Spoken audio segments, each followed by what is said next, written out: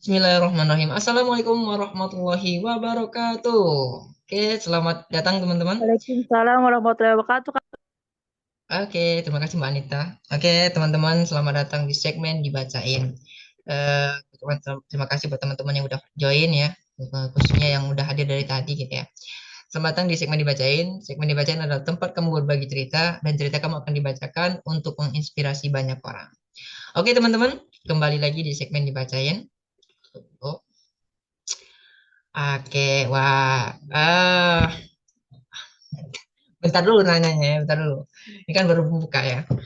Oke, teman-teman, selamat datang di segmen dibacain dan mohon maaf ya teman-teman, pekan kemarin segmen dibacain ada liburnya gitu ya. Jadi pekan ini kita bakal mulai kembali dengerin cerita, bacain cerita dan menanggapin cerita yang udah ditulisin pada malam hari ini. Dan aku izin memperkenalkan diri terlebih dahulu teman-teman. Perkenalkan aku Hyung Praka yang bakal nemenin teman-teman di segmen dibacain pada malam hari ini. Dan pada malam hari ini aku nggak ada temennya, jadi aku sendirian gitu ya, teman-teman. Oke, baru aku jawab nih, ada berapa cerita gitu ya. Oke, segmen dibacain pada malam hari ini teman-teman, mungkin dari beberapa cerita ada satu cerita yang masuk gitu ya. Dan dari satu cerita ini itu mungkin bisa kita bahas lebih dalam gitu ya. Jadi untuk segmen dibacain pada malam hari ini yang udah aku siapin cuma satu cerita teman-teman. Tapi satu cerita ini bisa kita kembangin karena di dalam satu cerita ini banyak sekali yang bisa kita bahas gitu ya. Utamanya bisa relate juga sama aku gitu ya. Dan aku harap relate juga sama teman-teman yang join pada malam hari ini. Yang kini cuma satu. Iya, yang kini cuma satu dan sebenarnya bisa aku ambil cerita-cerita yang udah lewat gitu ya. Tapi aku ngelihat cerita ini perlu dibahas lebih dalam gitu ya. Karena cerita ini bisa kita bahas dari segi orang yang belum nikah gitu ya. Intinya ceritanya itu bisa kita bahas dari banyak segi gitu ya. Jadi cerita pada malam hari ini walaupun satu dan tidak menutup kemungkinan kalau seandainya nanti waktunya masih memungkinkan gitu ya. Aku mempersilahkan teman-teman untuk cerita atau mungkin ada cerita yang baru masuk langsung kita bacain pada malam hari ini. Dan izin mengingatkan teman-teman buat teman-teman yang mungkin belum sempat nulisin ceritanya pada hari ini gitu ya. Boleh untuk nulisin ceritanya di link yang ada aku share di kolom chat atau mungkin yang baru join gitu ya. Itu ada di poster juga, ada di poster itu ada scan gitu ya. Kemudian kalau teman-teman juga udah join di grupnya Hack Indonesia, teman-teman bisa cari di situ ada linknya juga tempat cerita kamu gitu ya. Tempat ceritanya kamu gitu ya. Itu ada link untuk nulisin ceritanya gitu. Jadi ada beberapa opsi gitu ya untuk teman-teman nulisin ceritanya. Oke, Mbak Nita, aku udah kirim. Oke, terima kasih Mbak Nita. Oke, gimana kabarnya teman-teman? Wah, udah satu pekan lebih gitu ya kita nggak ketemu. Alhamdulillah luar biasa. Allahu Akbar. Masya Allah, syukur Mbak Nita, Masya Allah. Sehat ya Mbak Nita? Sama-sama. Alhamdulillah sehat. Alhamdulillah. Ada kabar baik Oke, nih Nita. Tapi Ah, nanti aja dibacain aja ya. boleh, boleh. Nanti dibacain Gitu. ya. Ya, sama-sama Kak. Oke, Mbak Nita. Halo Kak Ayu Agustina, gimana kabarnya? Sudah lama tak jumpa di room Zoom. Oke, teman-teman yang lain gimana kabarnya teman-teman? Aku harap keadaan teman-teman dalam keadaan sehat gitu ya, dalam keadaan baik. Kalaupun teman-teman saat ini dalam keadaan yang kurang enak gitu ya, mungkin badannya kurang enak atau mungkin keadaannya juga kurang nyaman gitu ya. Aku harap semua urusan kita gitu ya, semua urusan, semua kendala yang lagi teman-teman hadapi itu dipermudahkan oleh Allah dan semuanya bisa kita lewatin gitu ya teman-teman. Amin ya robbal alamin. Oke, wah, ada aku nggak sabar sebenarnya bacain cerita pada malam hari ini. Ceritanya nggak panjang teman-teman, cuma satu cerita dan nggak panjang. Kita bisa nanti langsung dibacain gitu ya. Tapi sebelum itu, tadi aku lihat ada beberapa orang yang baru gitu ya. Tadi yang di awal datang itu ada Mbak Mana Manariah gitu ya dari Kertapati. Nah, teman-teman yang lain boleh juga memperkenalkan diri kalau seandainya teman-teman ngerasa baru baru join gitu ya. Ada beberapa nama yang kulihat baru join di segmen dibacain dan boleh banget untuk memperkenalkan diri gitu ya. Oke. Kemudian teman-teman segmen dibacain ini sifatnya nggak apa ya formal ya nggak formal. Jadi di sini kita sama-sama ngebacain cerita gitu ya, nyimak kemudian juga teman-teman boleh menanggapin. Teman-teman yang join boleh untuk menanggapin, tapi nanti disesuaikan gitu ya. Nanti boleh ditulis di kolom komentar untuk menanggapi secara langsung atau mungkin teman-teman boleh menanggapin lewat chat juga boleh. Nanti aku bakal ngebacain apa tanggapan teman-teman gitu. Jadi segmen dibacain ini nggak terlalu formal. Jadi buat teman-teman yang mungkin pengen sambil ngemil, sambil minum, itu boleh banget. Dan kalau seandainya teman-teman memungkinkan untuk open cam gitu ya, itu diperbolehkan juga. Namun dengan kondisi yang menutup aurat ya, tetap menjaga auratnya. Gitu. Oke, wah gimana nih? Kita bakal mulai atau teman-teman boleh untuk menulis di kolom komentar terlebih dahulu. Dan kalau seandainya teman-teman pengen nulisin tadi udah aku share sebenarnya gitu ya. Nah, aku share lagi deh untuk tempat nulisnya ceritanya. Tuh, teman-teman boleh nulisin ceritanya di situ. Kenapa teman-teman? Mungkin cerita teman-teman yang mungkin belum sempat terbaca gitu ya, ataupun belum sempat dibahas gitu ya, itu bakal aku siapin untuk cerita yang pekan depan juga gitu ya. Tapi untuk malam hari ini kita coba fokus ke satu cerita dulu, dan kita bakal ngelihat waktunya. Kalau seandainya waktunya memungkinkan untuk bahas cerita yang lain gitu ya, cerita yang baru masuk atau mungkin ada yang mau cerita langsung boleh nanti disesuaikan aja gitu ya. Kita lihat kondisinya gitu. Oke. Nah, gimana? Kita mau mulai atau gimana nih? Coba. Terus di kolom komentar teman-teman. Kita mulai atau belum? Mulai. Oke, yang lain mana? Gas, mulai. Tadi aku cek dulu ya.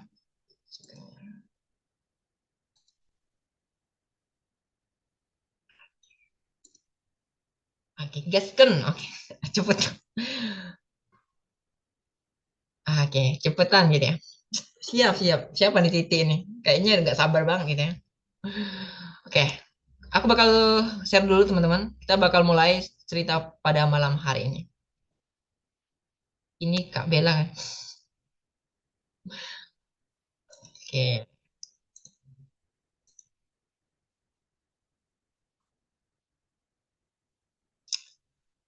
Oke, udah muncul teman-teman? Atau belum? Boleh ditanggapin. Udah muncul ya?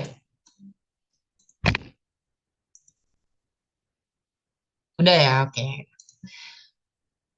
Oke, ini ceritanya.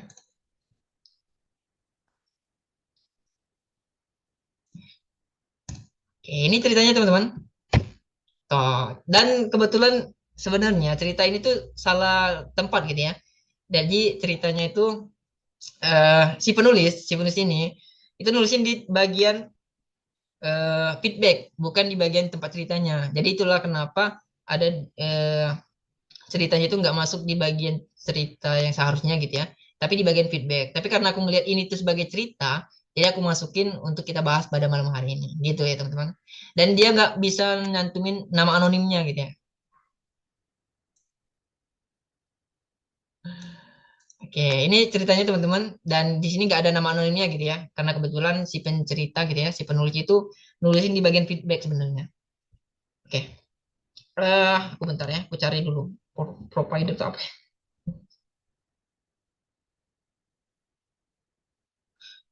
Eh, Oke, Oke, kita sama-sama baca dulu teman-teman. Dan kenapa ini aku buat untuk aku sendiri gitu ya? Karena di sini ceritanya juga spesifik, dia nanya pendapat aku juga gitu ya. Jadi kenapa aku nggak ajak teman pada malam hari ini tuh salah satunya alasannya ya karena kita lagi bahas satu cerita yang dia tuh minta pendapat aku sendiri gitu ya. Oke, ini ceritanya teman-teman. Mau tanya pendapat Kak Praka gitu ya. Sebagai seorang laki-laki terhadap perempuan yang berkarir ketika umurnya sudah dipandang layak untuk menikah. Oke, umurnya sini ya.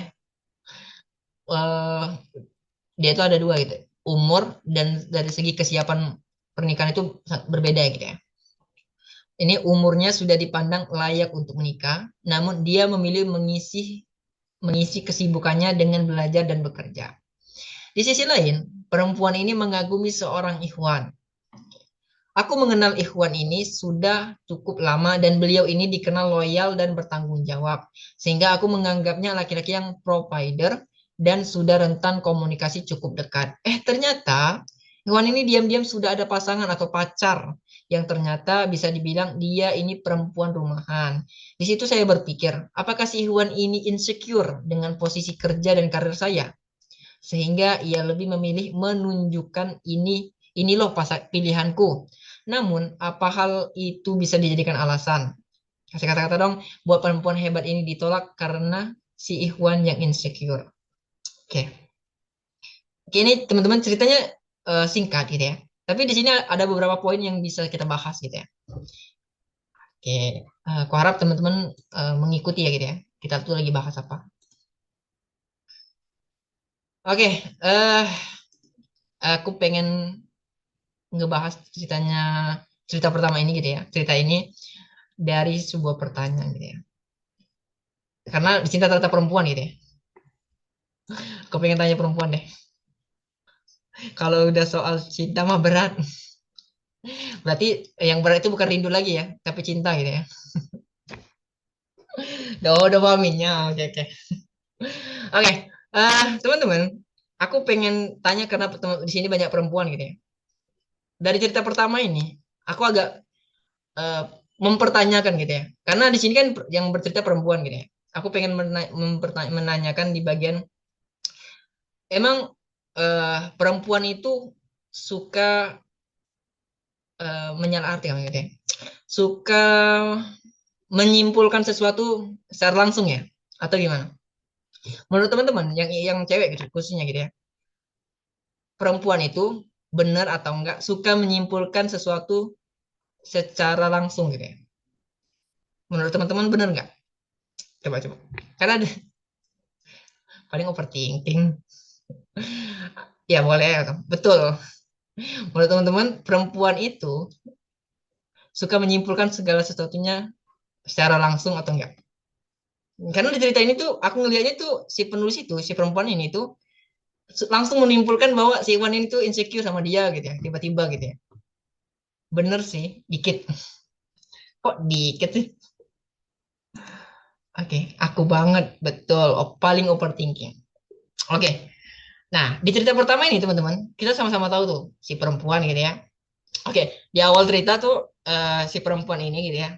Karena aku nggak tahu nama anaknya, tadi aku panggilnya si penulis atau si perempuan aja gitu. Si penulis ini, eh, si penulis ini tuh bercerita terhadap dirinya yang umurnya, usianya gitu, udah siap untuk menikah gitu ya. Nah, di sini aku perlu memperjelas lagi gitu ya. Usia yang matang untuk menikah tuh bisa usianya aja atau mungkin kesiapan dari segi kematangan dari visi misi dari kesiapan yang lainnya gitu ya. Di sini nggak ada nama cerita, nggak ada yang nama, nggak ada namanya, nggak ada namanya, nggak ada nama anonim juga nggak ada. Jadi di sini si penulis itu bercerita bahwa dirinya itu usianya itu udah matang untuk menikah gitu ya. Matang atau gimana kata-katanya tadi? Sudah layak, dipandang sudah layak gitu ya. Dia bilang si penulis bilang bahwa usianya itu sudah layak untuk menikah. Nah, kata-kata usianya sudah layak itu perlu dipertanyakan lagi teman-teman. Karena mungkin usia yang dia bilang usia yang udah layak itu mungkin usia yang udah 30-an gitu ya. Tapi jangan salah teman-teman, usia yang dewasa kayak gitu tidak serta-merta menunjukkan bahwa orang itu sudah siap untuk menikah gitu ya. Jadi jangan sampai eh, terbebani karena usianya udah kayak umur 30-an gitu ya, udah layak untuk menikah. Tapi kesiapannya untuk menikah tuh belum ternyata. Jadi jangan sampai terjebak kayak gitu. Oke, aku menganggap di cerita pertama ini, si penulis itu menganggap bahwa dirinya itu udah layak dari segi umur, dari segi kesiapan, dari segi visi misi, pokoknya dari segi apapun untuk menikah gitu ya. Oke, cerita pertama dari cerita ini juga, si penulis bilang dia itu sudah deket gitu ya, sudah deket, ada kedekatan dengan seorang lelaki gitu ya. Nah, di cerita pertama ini tuh si penulis ini yang dia bilang dia tuh udah siap untuk menikah gitu ya, udah layak untuk menikah. Bisa dari segi emosionalnya sudah bagus gitu ya, dari segi finansialnya udah layak lah untuk menikah gitu ya. Tapi ini perempuan ya teman-teman.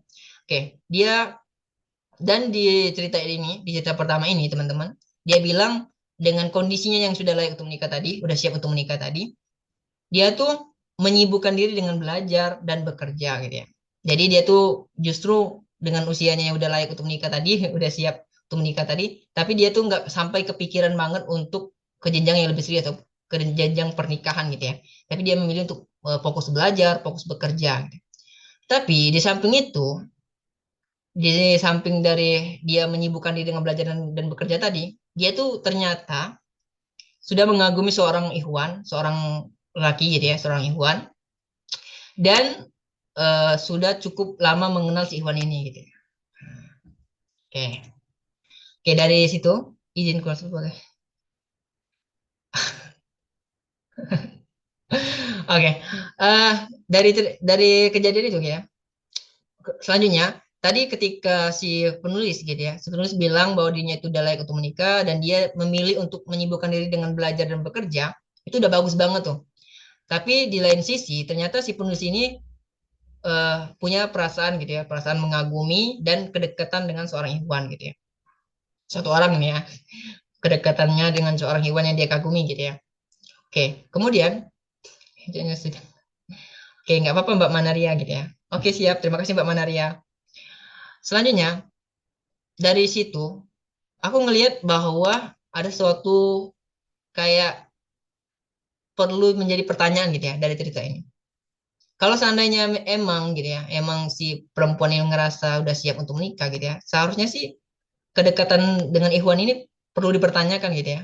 Untuk apa gitu ya, harusnya gitu ya. Karena kan kalau seandainya dia udah siap menikah ya, dia sebetulnya lebih fokus kepada mencari pasangan untuk ke jenjang yang lebih serius gitu ya, bukan malah eh, melanjutkan kedekatan itu gitu ya. Dan ternyata dari cerita pertama ini gitu ya, si penulis tuh bilang ternyata si Ikhwan yang dia kagumi tadi, si Ikhwan yang dia kagumi tadi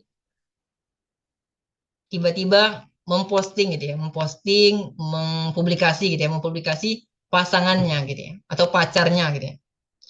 Nah, dari situ, di sini yang menjadi keganjalan menurut aku ya. Ketika si Ikhwan yang dikagumi oleh si penulis itu memposting atau mempublikasi pasangannya gitu ya, si penulis, si kakaknya dia, si perempuan ini menganggap bahwa Iwan ini insecure gitu ya dengan pekerjaan si akhwatnya. Nah, itu yang aku jadi pertanyaan. Kenapa si penulis ini bisa menyimpulkan seperti itu gitu ya? Kenapa dia menyimpulkan si Ikhwannya itu insecure dengan dirinya yang sudah punya pekerjaan, sudah usianya sudah mantap tadi gitu ya. Dengan bahwa si Ikhwan ini memposting atau mempublikasi pasangannya gitu ya atau pacarnya gitu ya. Nah, di situ aku menjadi bingung. Tapi tadi udah teman-teman jawab gitu ya, bahwa benar ada beberapa orang gitu ya, ada utamanya perempuan yang memang eh, rata-rata gitu ya, itu sering menyimpulkan sesuatu secara langsung gitu ya, tanpa mencari tahu kebenarannya gitu ya. Nah, contohnya yang kita bahas, si penulis ini menyimpulkan bahwa si Juan ini insecure sama dia karena ngelihat pekerjaannya gitu ya, pekerjaannya udah bagus, kemudian dari segi kesiapan menikah udah siap gitu ya. Nah, di situ si penulis tuh menganggap bahwa si Juan ini insecure sehingga si Juan ini tuh mencari pasangan lain gitu ya. Mencari pasangan lain dan ternyata si Juan ini tuh mempublikasi pacarnya tadi gitu ya. Pacarnya tadi. Dan dari situ si penulis bilang emang itu bisa jadi alasan gitu ya. Emang itu bisa jadi alasan untuk punya pacar gitu ya. Oke, aku pengen yang jadi pertanyaan, dia tahu dari mana kalau cowok itu insecure? Nah itu yang aku jadi pertanyaan tadi. Kok tiba-tiba si penulis itu bilang bahwa cowok itu insecure gitu ya, dengan eh, pekerjaan si cewek yang udah matang gitu ya, kemudian kesiapannya untuk menikah udah siap gitu ya. Tiba-tiba ketika si cowok ini punya pacar atau punya pasangan gitu ya, si cewek ini justru menganggap cowok itu insecure gitu ya. Padahal kan di situ bisa jadi gitu ya. Bisa jadi di kejadiannya yang nyata gitu ya. Ternyata emang cowok itu udah lama gitu ya, udah punya pacar dari dulu gitu ya. Emang belum aja dipublikasi. Dan ternyata si penulis, si cewek ini sebenarnya itu hanya kenal dia dari luarnya aja gitu ya. Sebenarnya sebelum-sebelumnya itu cowok ini memang udah punya pacar gitu ya. Jadi kemungkinan bahwa si cowok itu insecure tuh kecil banget gitu ya. Oke lah, kita bakal ambil kesimpulannya gitu ya, ambil kesimpulannya. Nah, banyak kemungkinan kan. Nah, itulah kenapa cerita ini perlu dibedah gitu ya. Oke, alasannya Kak. Nah, oke, aku coba-coba baca dulu nih. Aku pengen tahu pendapat teman-teman tuh terhadap cerita ini ya. Banyak kemungkinan betul di cerita ini bakal banyak kemungkinan. Alasannya Kak berpikir begitu karena di Indonesia itu sudah menjadi rahasia umum bahwa sebagian laki tidak mau memilih wanita yang bekerja. Oke, itu yang bakal kita bahas juga. Atau yang berkarir, yang karirnya lebih tinggi daripada si cowok. Hmm. Karena itu bisa melukai ego sebagian laki-laki, betul. Oke, oke, oke. Itu alasan pertama gitu ya. Ya, itu yang bakal kita bahas juga. Oke, aku menganggapnya, oke, kita bakal bahas terkait dengan kenapa cowok rata-rata cowok gitu ya rata-rata ya bukan semuanya ya rata-rata itu eh, merasa insecure dengan jabatan atau mungkin dengan cewek yang lebih lebih dari dia gitu ya. Kenapa gitu ya? Kasih paham yuk. Bukan. Aku justru di sini aku belajar gitu ya. Bukan aku ngasih paham orang gitu ya. eh Menurut aku gitu ya. Kenapa rata-rata cowok itu ngerasa insecure dengan kalau ada sananya ada perempuan yang mungkin dia kagumin gitu ya, yang dia kagumi, yang dia suka, yang ternyata si perempuan itu lebih dari si cowok ini gitu ya, dan si cowoknya ngerasa insecure gitu ya. Nah, cowok-cowok yang kayak gini, menurut aku, eh, tipe cowok yang bisa dibilang kurang baik gitu ya, kurang baik dari segi justru itu yang harus dijadikan motivasi sebenarnya. Kalau seandainya cowok itu ngerti gitu ya, kalau seandainya cowok itu ngerti terhadap konsep saling mendukung gitu ya, saling mendukung, saling menguatkan. Justru ketika si cowok itu punya rasa suka, punya rasa kagum terhadap perempuan dan dia ngelihat si perempuan itu lebih dari dia gitu ya, justru itu bisa menjadi motivasi, bisa menjadi api semangat dari buat si cowoknya seharusnya gitu ya. Jadi motivasinya untuk mendapatkan ataupun untuk minimal menyeimbangi lah, menyeimbangi keilmuan, mungkin dari segi pendapatan juga gitu ya.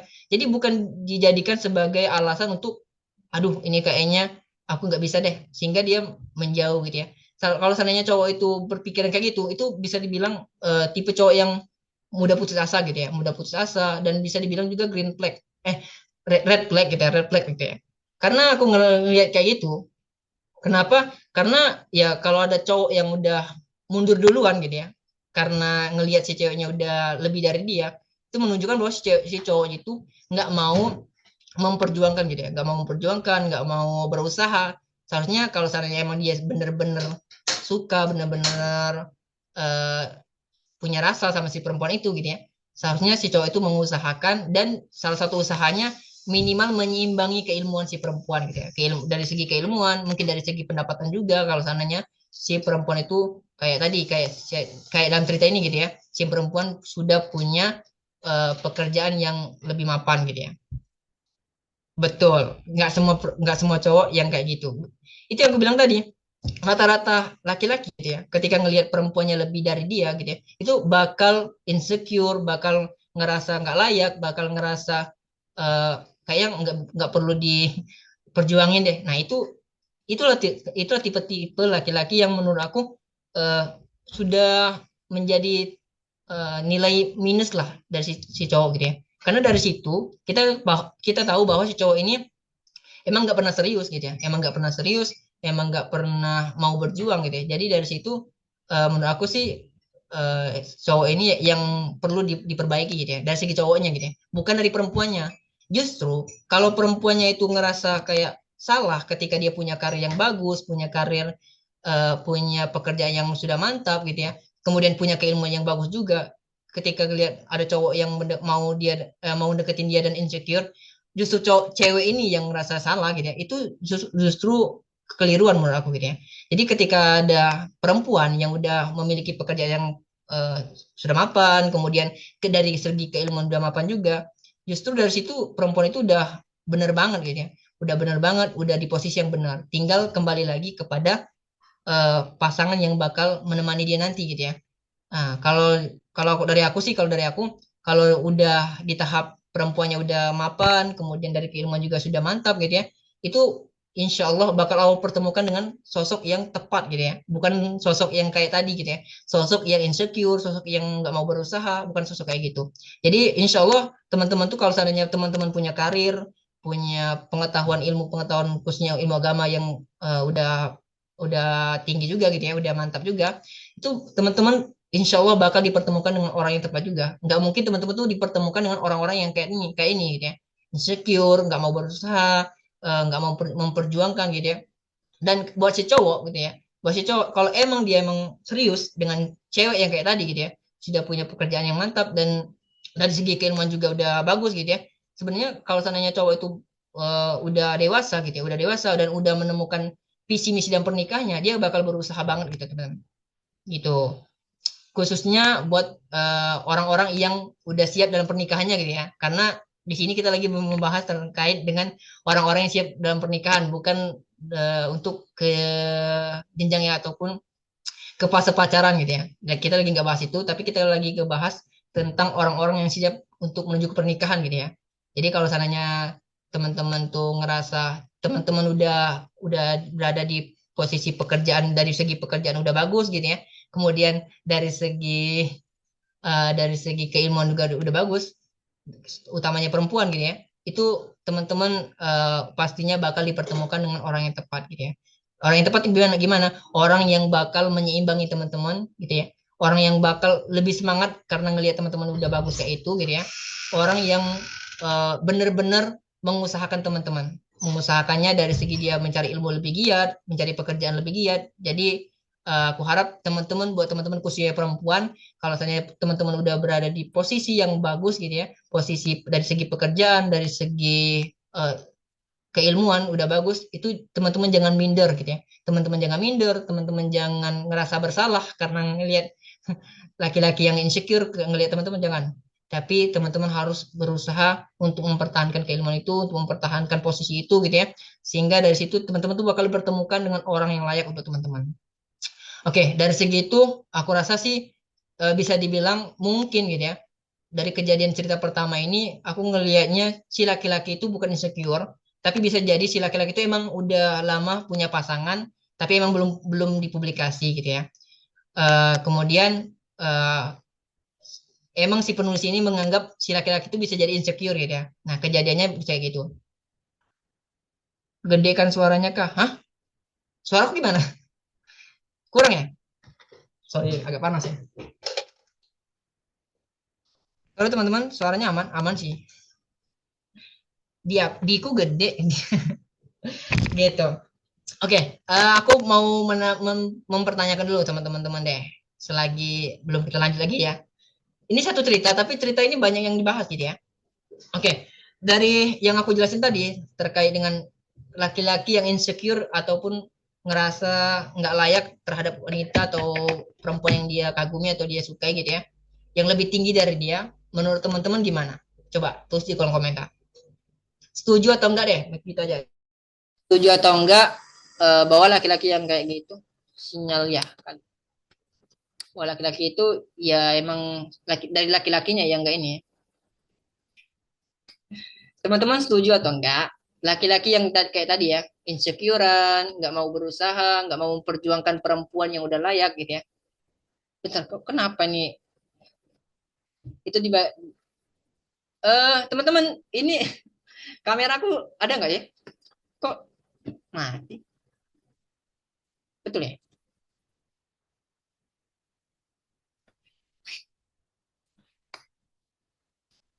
betul betul.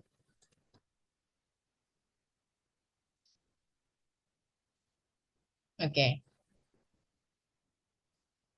kenapa nih kalau kurasa dari sini.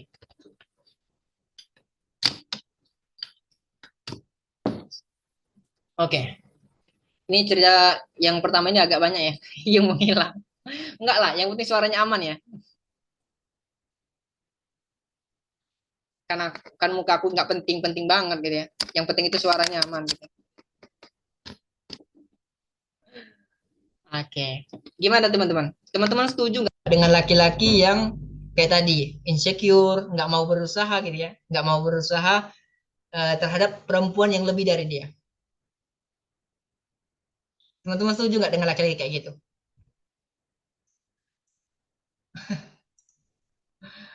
Jauh-jauh yang kayak gitu, tidak setuju. Aku rasa sih semua perempuan bakal ngerasa, tapi ada ya, jangan salah teman-teman. Jangan salah teman-teman. Ada perempuan yang justru ketika ada laki-laki yang insecure terhadap dirinya, itu ada perempuan yang justru ngerasa bersalah loh. Kenapa aku bilang tadi teman-teman tuh jangan sampai ngerasa bersalah gitu ya. Dengan posisi jabatan atau posisi pekerjaan teman-teman yang udah bagus, kemudian keilmuan juga udah bagus, itu teman-teman jangan merasa bersalah dengan laki-laki yang insecure itu gitu ya. Ataupun laki-laki yang nggak mau mengusahakan teman-teman. Teman-teman tuh nggak salah di situ gitu ya. Jadi ada beberapa cerita gitu ya. Ada beberapa cerita atau mungkin yang pernah aku dengar gitu ya. Orang-orang di mana perempuannya itu udah berada di posisi yang bagus gitu ya. Dari segi keiman juga udah bagus gitu ya. Tapi ketika ada laki-laki yang insecure terhadap dia, dia justru eh, merasa bersalah gitu ya. Kenapa kok aku terlalu terlalu ambisius gitu ya, terlalu ambisius terhadap keilmuan ini gitu ya, sehingga semua orang tuh merasa insecure dengan aku gitu ya. Sebenarnya dari segi itu si perempuan itu nggak salah teman-teman. Jadi buat teman-teman yang ngerasa lagi berjuang belajar gitu ya, lagi berjuang dalam segi pekerjaan gitu ya, biar lebih mantap gitu ya. Kemudian dari segi belajar juga lagi berjuang untuk biar keilmuan lebih bagus gitu ya. Itu teman-teman jangan sampai insecure terhadap laki-laki yang nggak mau berjuang juga gitu ya. Jadi aku sekali lagi mengingatkan itu teman-teman. Oke, oke. Dari cerita tadi gitu ya, kita kembali lagi eh terhadap laki-laki yang kayak itu gitu ya, yang insecure terhadap perempuan yang lebih dari dia gitu ya. Teman-teman sepakat bahwa tidak setuju dengan laki-laki kayak gitu gitu ya. Dan aku harap sih semua semua orang kayak gitu ya. Oke. Selanjutnya teman-teman, di cerita ke pertama ini ya, ke pertama. Cerita pertama ini teman-teman, si penulis bilang apa tadi ya? Yang mau aku bahas dari cerita pertama ini, oke aku sambil share lagi deh, biar teman-teman tuh baca lagi gitu ya. Oke, ini ceritanya teman-teman. Jadi di cerita pertama ini kita sudah clear nih. Kita menganggap kalau aku menganggap di cerita ini sebenarnya si Iwan itu bisa jadi nggak insecure dengan si penulis ini atau si cewek ini gitu ya. Si Iwan itu bisa jadi justru si Iwan itu emang udah lama punya pacar atau punya pasangan gitu ya. Emang belum dipublikasi dan ketika saatnya gitu ya, si Ikhwan itu justru mempublikasinya di saat si penulis ini ngerasa ada ya sesuatu yang berbeda dari si Ikhwannya gitu ya. Yaitu ketika si Ikhwannya publikasi pacarnya dan si penulis coba menyimpulkan gitu ya, menyimpulkan bahwa si Ikhwan ini punya pacar tuh karena dia insecure gitu ya. Nah, kalau aku beranggapan dari cerita ini teman-teman, dari cerita ini tuh ternyata si Iwan itu memang bukan insecure terhadap si cewek ini gitu ya atau si perempuan ini si penulis, tapi emang si Iwan ini atau si laki-laki ini emang udah punya pacar dari dulu gitu ya. Dan justru dari kejadian ini gitu ya, buat si penulis justru dari kejadian itu menurut aku sebenarnya Allah tuh lagi nyelamatin kamu gitu ya. Menurut aku dari cerita ini tuh Allah tuh lagi nyelamatin si penulis dari si laki-laki ini gitu ya. Kenapa? Ya bisa jadi kalau seandainya si Ikhwan ini justru melanjutkan kedekatannya sama si penulis, bisa jadi hubungannya itu bakal berlanjut bukan ke jenjang pernikahan, tapi ke arah pacaran gitu ya teman-teman. Karena dari cerita ini kita tahu tuh ternyata si Ikhwan ini punya pacar gitu ya. Bahwa menunjukkan bahwa si Ikhwan ini emang belum siap untuk ke jenjang pernikahan karena dia maunya pacaran aja gitu ya. Nah, justru dari cerita ini menurut aku si penulis yang harus disyukuri gitu ya. Yang harus disyukuri karena Allah tuh lagi nyelamatin kamu dari Ikhwan yang hanya maunya pacaran bukan ke jenjang pernikahan gitu ya. Karena di cerita ini tuh kita tahu bahwa si Ikhwan ini punya pacar dan itu menunjukkan bahwa si Ikhwannya itu bukan laki-laki yang udah siap untuk menikah. Jadi Allah tuh tahu kamu udah siap untuk menikah gitu ya. Buat si penulis, Allah tuh tahu kamu udah siap untuk menikah. Jadi Allah tuh bakal memfilter orang-orang yang di dekat kamu, orang-orang yang emang bukan untuk kamu gitu ya, orang-orang yang nggak layak. Mungkin tadi kamu ngerasa sakit, ngerasa kayak kecewa karena yang awalnya kamu punya temen deket gitu ya, kedekatan sama Ikhwan gitu ya, mana Ikhwannya yang kamu kagumi juga gitu ya. Tapi tiba-tiba si Ikhwan ini memposting atau mempublikasi ceweknya gitu ya, atau pasangannya atau pacarnya sehingga kamu ngerasa sakit hati, ngerasa kayak kecewa gitu ya. Padahal itu tuh salah satu cara Allah ngejaga diri kamu gitu ya. Karena Allah tuh tahu kalau seandainya kedekatan kamu sama si Ikhwan ini dilanjutkan gitu ya, Bisa jadi hubungan yang bakal terjadi itu bukan hubungan pernikahan, tapi hubungan pacaran gitu ya. Dan Allah tahu itu nggak baik untuk kamu gitu ya. Karena kan kamu bilang gitu ya, si penulis bilang bahwa dirinya itu udah siap untuk menikah gitu ya. Dari segi karir udah bagus, dari segi keilmuan juga udah bagus gitu ya. Jadi Allah tuh nggak mau kamu tuh cuma diajak pacaran aja. Jadi Allah tuh menyiapkan buat kamu ke jenjang pernikahan yang insya Allah bakal Allah pertemukan dengan orang yang tepat gitu ya. Orang yang tepat apa? Orang yang mau memperjuangkan diri kamu gitu ya. Memperjuangkan untuk ke jenjang pernikahan, bukan ngajak pacaran lagi. Jadi buat si penulis, kalau dari aku itu salah satu cara Allah untuk menyelamatkan kamu dari laki-laki yang emang belum siap untuk ke jenjang pernikahan gitu ya. Jadi dari kejadian ini, aku harap sih penulis bisa mengambil pelajaran yang dimana ternyata Allah tuh baik banget sama kamu gitu ya. Allah tuh baik banget sama kamu karena Allah me- memfilter orang-orang yang emang bukan untuk kamu gitu ya. Orang-orang yang nggak layak di dekat kamu, orang-orang yang nggak layak untuk kamu ke depannya gitu ya. Jadi Allah tuh mencoba untuk memfilter itu. Dan yang perlu aku bahas lagi, teman-teman, terkait dengan kesiapan menikah.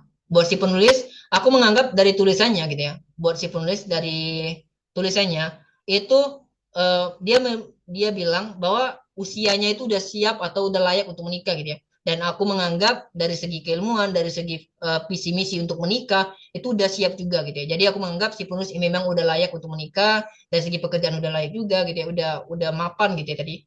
Udah mapan dari segi keilmuan juga aku menganggap si penulis itu udah layak gitu ya. Sehingga Allah tuh lagi memfilter orang-orang yang memang gak layak untuk kamu sehingga Allah tuh membukakan jalan gitu ya, membukakan jalan sehingga orang-orang yang gak layak tadi Allah singkirkan dari diri kamu gitu ya, dari dekat kamu. Hingga nanti ketika ada orang baru, ketika ada orang yang emang tepat untuk kamu tuh datang gitu ya, sehingga tidak ada lagi halangan untuk menuju ke jenjang pernikahan itu. Nah, terkait dengan persiapan menikah yang perlu aku bahas teman-teman. Kenapa ini aku perlu aku bahas? Karena aku coba untuk merelatekan karena banyak sekali beberapa cerita yang ngebahas terkait dengan kesiapan gitu ya, kesiapan menikah. Pertanyaan yang terkait yang sering aku terima gitu ya, ataupun sering aku bacain dibacain itu terkait dengan suka sama orang gitu ya, mengagumi gitu ya. Tapi kita nggak tahu orang yang cerita itu udah layak. Nah, kalau dari cerita ini, kalau dari cerita ini teman-teman, aku menganggapnya si penulis itu udah layak gitu ya, udah layak, udah siap. Jadi tergantung kesiapannya di bagian selanjutnya gitu ya. Karena di sini aku ngelihatnya Allah tuh melindungi dia dari orang-orang yang gak layak tentunya untuk si penulis, sehingga Allah tuh memfilter dan menyingkirkan orang-orang yang hanya maunya diajak pacaran aja gitu ya. Karena si penulis ini udah layak tadi, kayak gitu. Nah, terkait dengan kesiapan menikah teman-teman, eh aku sih aku nggak tahu ya teman-teman sini udah menikah atau belum gitu ya. Tapi aku harap sih ada beberapa teman-teman yang belum menikah. Teman-teman di sini udah menikah semua atau belum? Coba-coba absen dulu.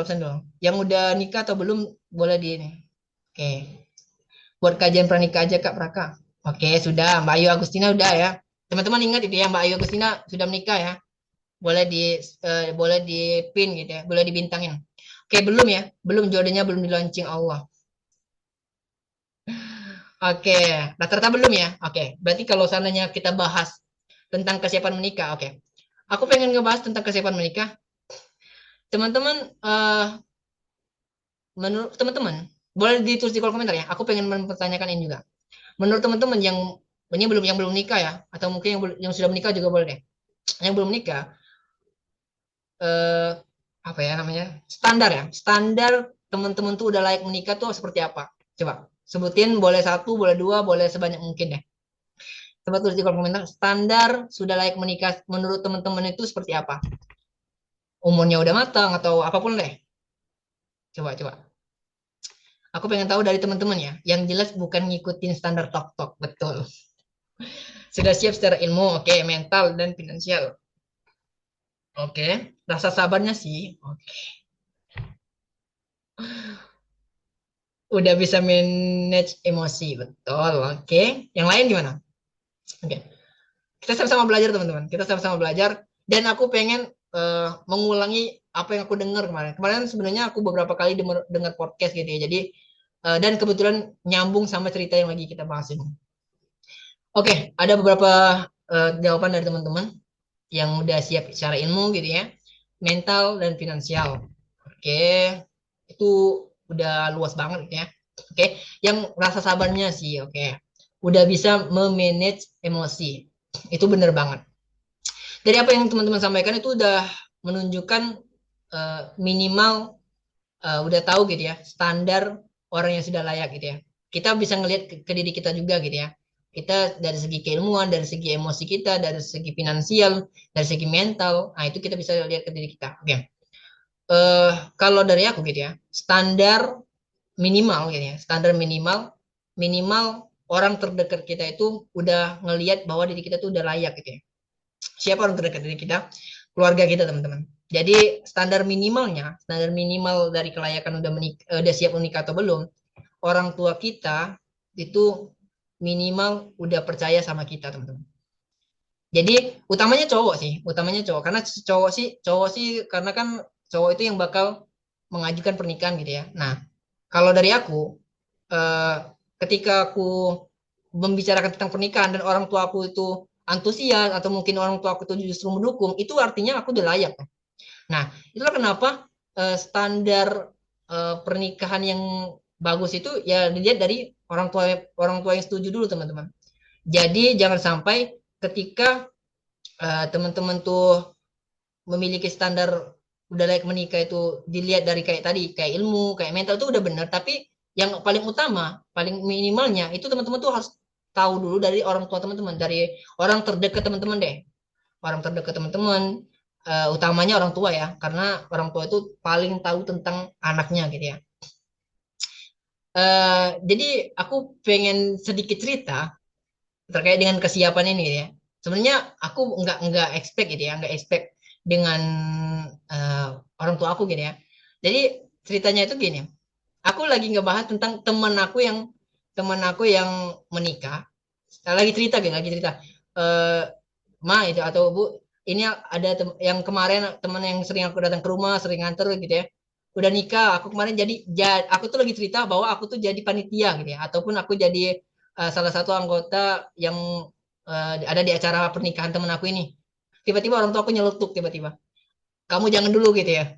Itu menunjukkan bahwa orang tua aku udah belum percaya sama aku. Nah, dari segi itu, aku udah tahu bahwa oh ternyata dari segi orang tua aja belum belum belum percaya jadi tinggal kembali ke aku aja bahwa aku harus mempersiapkan diri lagi gitu ya, harus mempersiapkan diri. Jadi aku nggak kepikiran lagi aku ini udah layak atau belum. Jadi buat teman-teman kalau seandainya masih bingung gitu ya, masih kayak aku nih udah layak atau belum sih menikah gitu ya, kayak daripada sekedar bingung gitu ya, kalau daripada sekedar mengagumi kemudian punya rasa suka sama orang gitu ya, tapi nggak sanggup untuk menikah, mending teman-teman tuh validasi perasaan itu gitu ya, dengan cara teman-teman tuh tanyakan sama diri teman-teman bahwa teman-teman tuh udah layak atau belum. Salah satunya tadi tanyakan sama orang tua teman-teman, orang terdekat teman-teman, gimana kalau aku menikah gitu ya, gimana kalau seandainya aku nanti menikah, gimana tanggapan mereka, itu menunjukkan kelayakan teman-teman tuh udah siap menikah atau belum. Nah, dari situ ketika teman-teman udah dapat tuh, oh ternyata aku belum layak nih. Jadi teman-teman tuh ketika teman-teman punya perasaan mengagumi gitu ya, punya perasaan suka sama seseorang, ketika teman-teman tuh ngerasa bahwa aku nih belum layak nih untuk menikah, dari ini perasaan suka ini tuh sekedar suka aja gitu ya. Sehingga teman-teman tuh nggak bakal kepikiran sepanjang hari gitu ya. Nggak bakal ngebuat resah perasaan suka itu gitu ya, sehingga teman-teman tuh bisa memanajemen perasaan suka itu, sehingga dari situ juga teman-teman tuh nggak bakal resah gitu ya, nggak bakal kepikiran, nggak bakal terganggu dengan perasaan suka sama seseorang, karena teman-teman tuh udah tahu bahwa teman-teman tuh emang bahwa teman-teman tuh emang belum layak untuk menikah. Jadi dari situ teman-teman tuh tahu standar standar menuju pernikahan itu seperti apa gitu ya. Kalau seandainya teman-teman udah layak gitu ya, dari orang tua tuh udah mendukung gitu ya, dan orang tua udah percaya sama teman-teman, kembali lagi ke teman-teman, teman-teman punya kesempatan untuk mempersiapkan diri gitu ya, mempersiapkan diri, mempelajari tentang pernikahan, mempelajari tentang parenting gitu ya, banyak sekali yang teman-teman harus persiapkan ketika teman-teman udah ACC nih dari segi orang tua udah percaya gitu ya. Nah, itu menunjukkan bahwa teman-teman udah layak, tapi kembali lagi teman-teman punya kewajiban untuk mempersiapkan juga gitu ya. Oke, udah OTW buka kelas pranikah Kak Praka, aku dukung. Pranikah kan udah ada yang agenda pranikah gitu ya. Oke, kemudian teman-teman dari cerita yang lagi kita bahas gitu ya. Nah, si perempuan ini kan si cewek ini, si penulis itu bilang bahwa dari usia dia udah mateng. Nah, menurut teman-teman usia udah mateng itu usia berapa lah? Gitu. Coba-coba. Aku pengen tahu dari teman-teman nih. Usia udah mateng yang menurut teman-teman itu seperti apa? Gitu. Coba tulis di kolom komentar teman-teman, usia mateng itu seperti apa? Kalau si perempuan tadi kan dia nggak nyebutin dia usianya berapa, tapi dia bilang usianya udah layak untuk menikah gitu. Menurut teman-teman usia layak atau udah mateng untuk menikah tuh berapa? 21 sampai 30 sekian. Oke. Okay. 26 ke atas ya yang sudah siap nikah. Kalau menurut aku 22 sampai 25, 25 untuk cewek, 27 untuk cowok mungkin.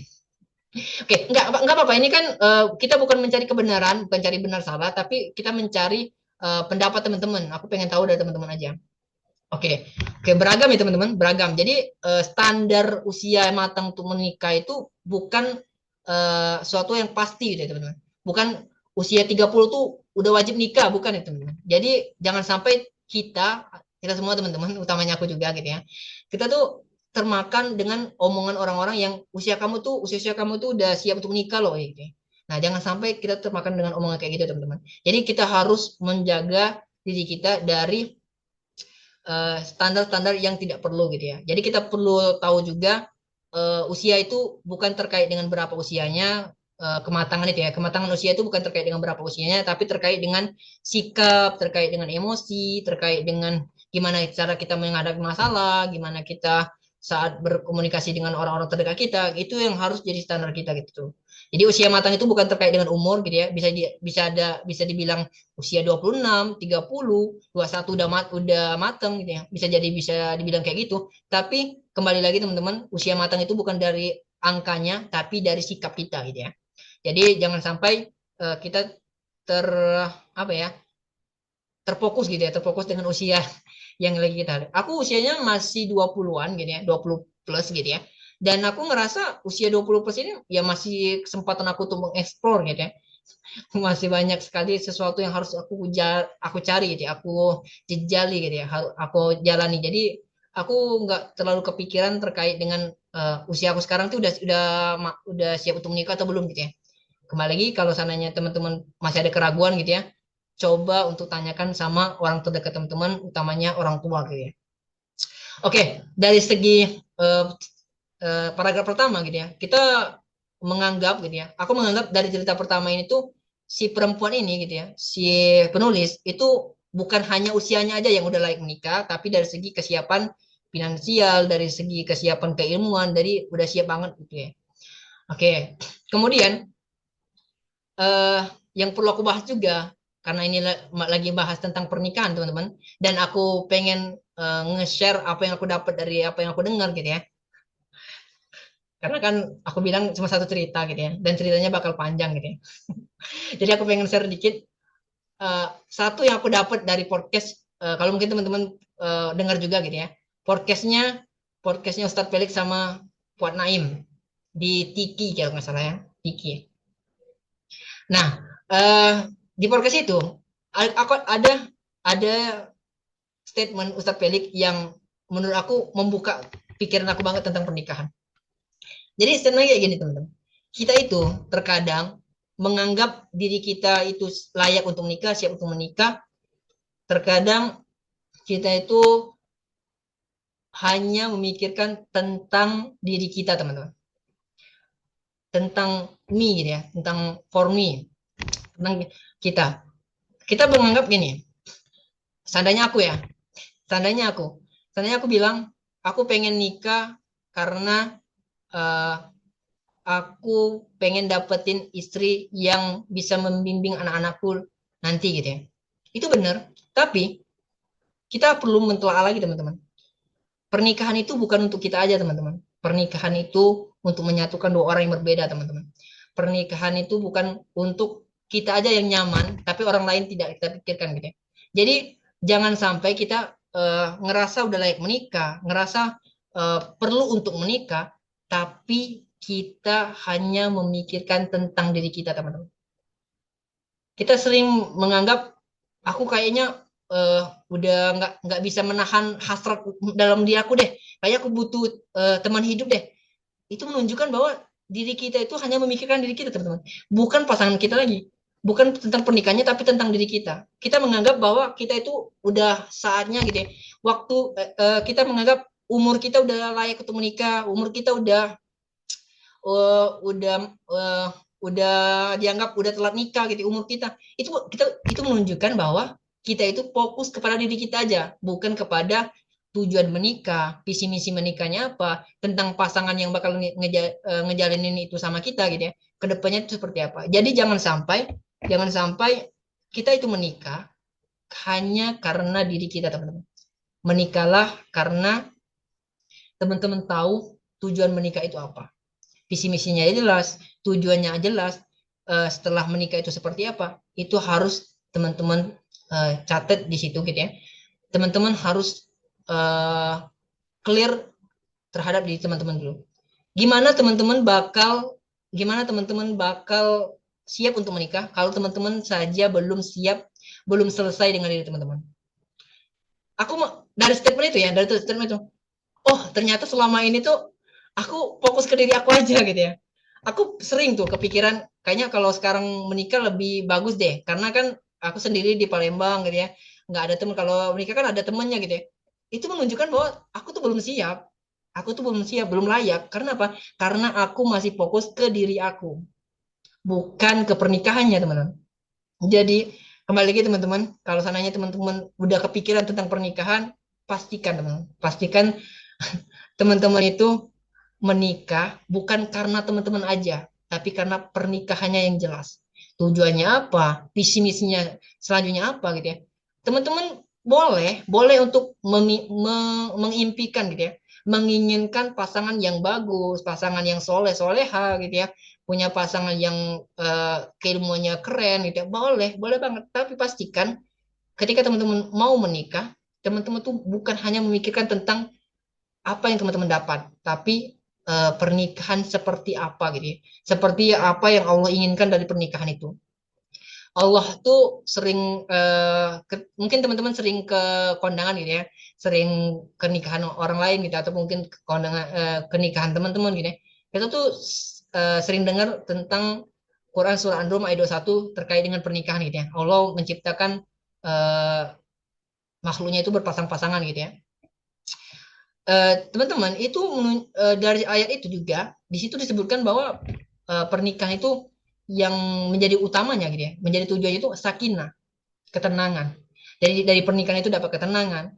Ya tadi, kalau seandainya teman-teman ngerasa layak atau siap menikah karena teman-teman kayak aku tadi gitu ya, ngerasa kayak kalau aku sendirian di Palembang, sendirian di perantauan, kayaknya kalau menikah lebih enak deh karena ada yang jaga, ada yang ini. Itu menurut kita ketenangan tuh menurut kita. Tapi itu menunjukkan bahwa kita tuh hanya fokus ke diri kita, teman-teman, bukan ke pernikahannya. Jadi kembali lagi teman-teman, kalau seandainya teman-teman masih dalam tahap proses kepikiran tentang pernikahan gitu ya, pastikan bahwa teman-teman tuh keinginan teman-teman tuh untuk menikah bukan hanya fokus ke diri teman-teman, bukan ke sayanya gitu ya, tapi ke pernikahannya seperti apa gitu ya. Pernikahan yang benar itu adalah pernikahan yang memberikan ketenangan.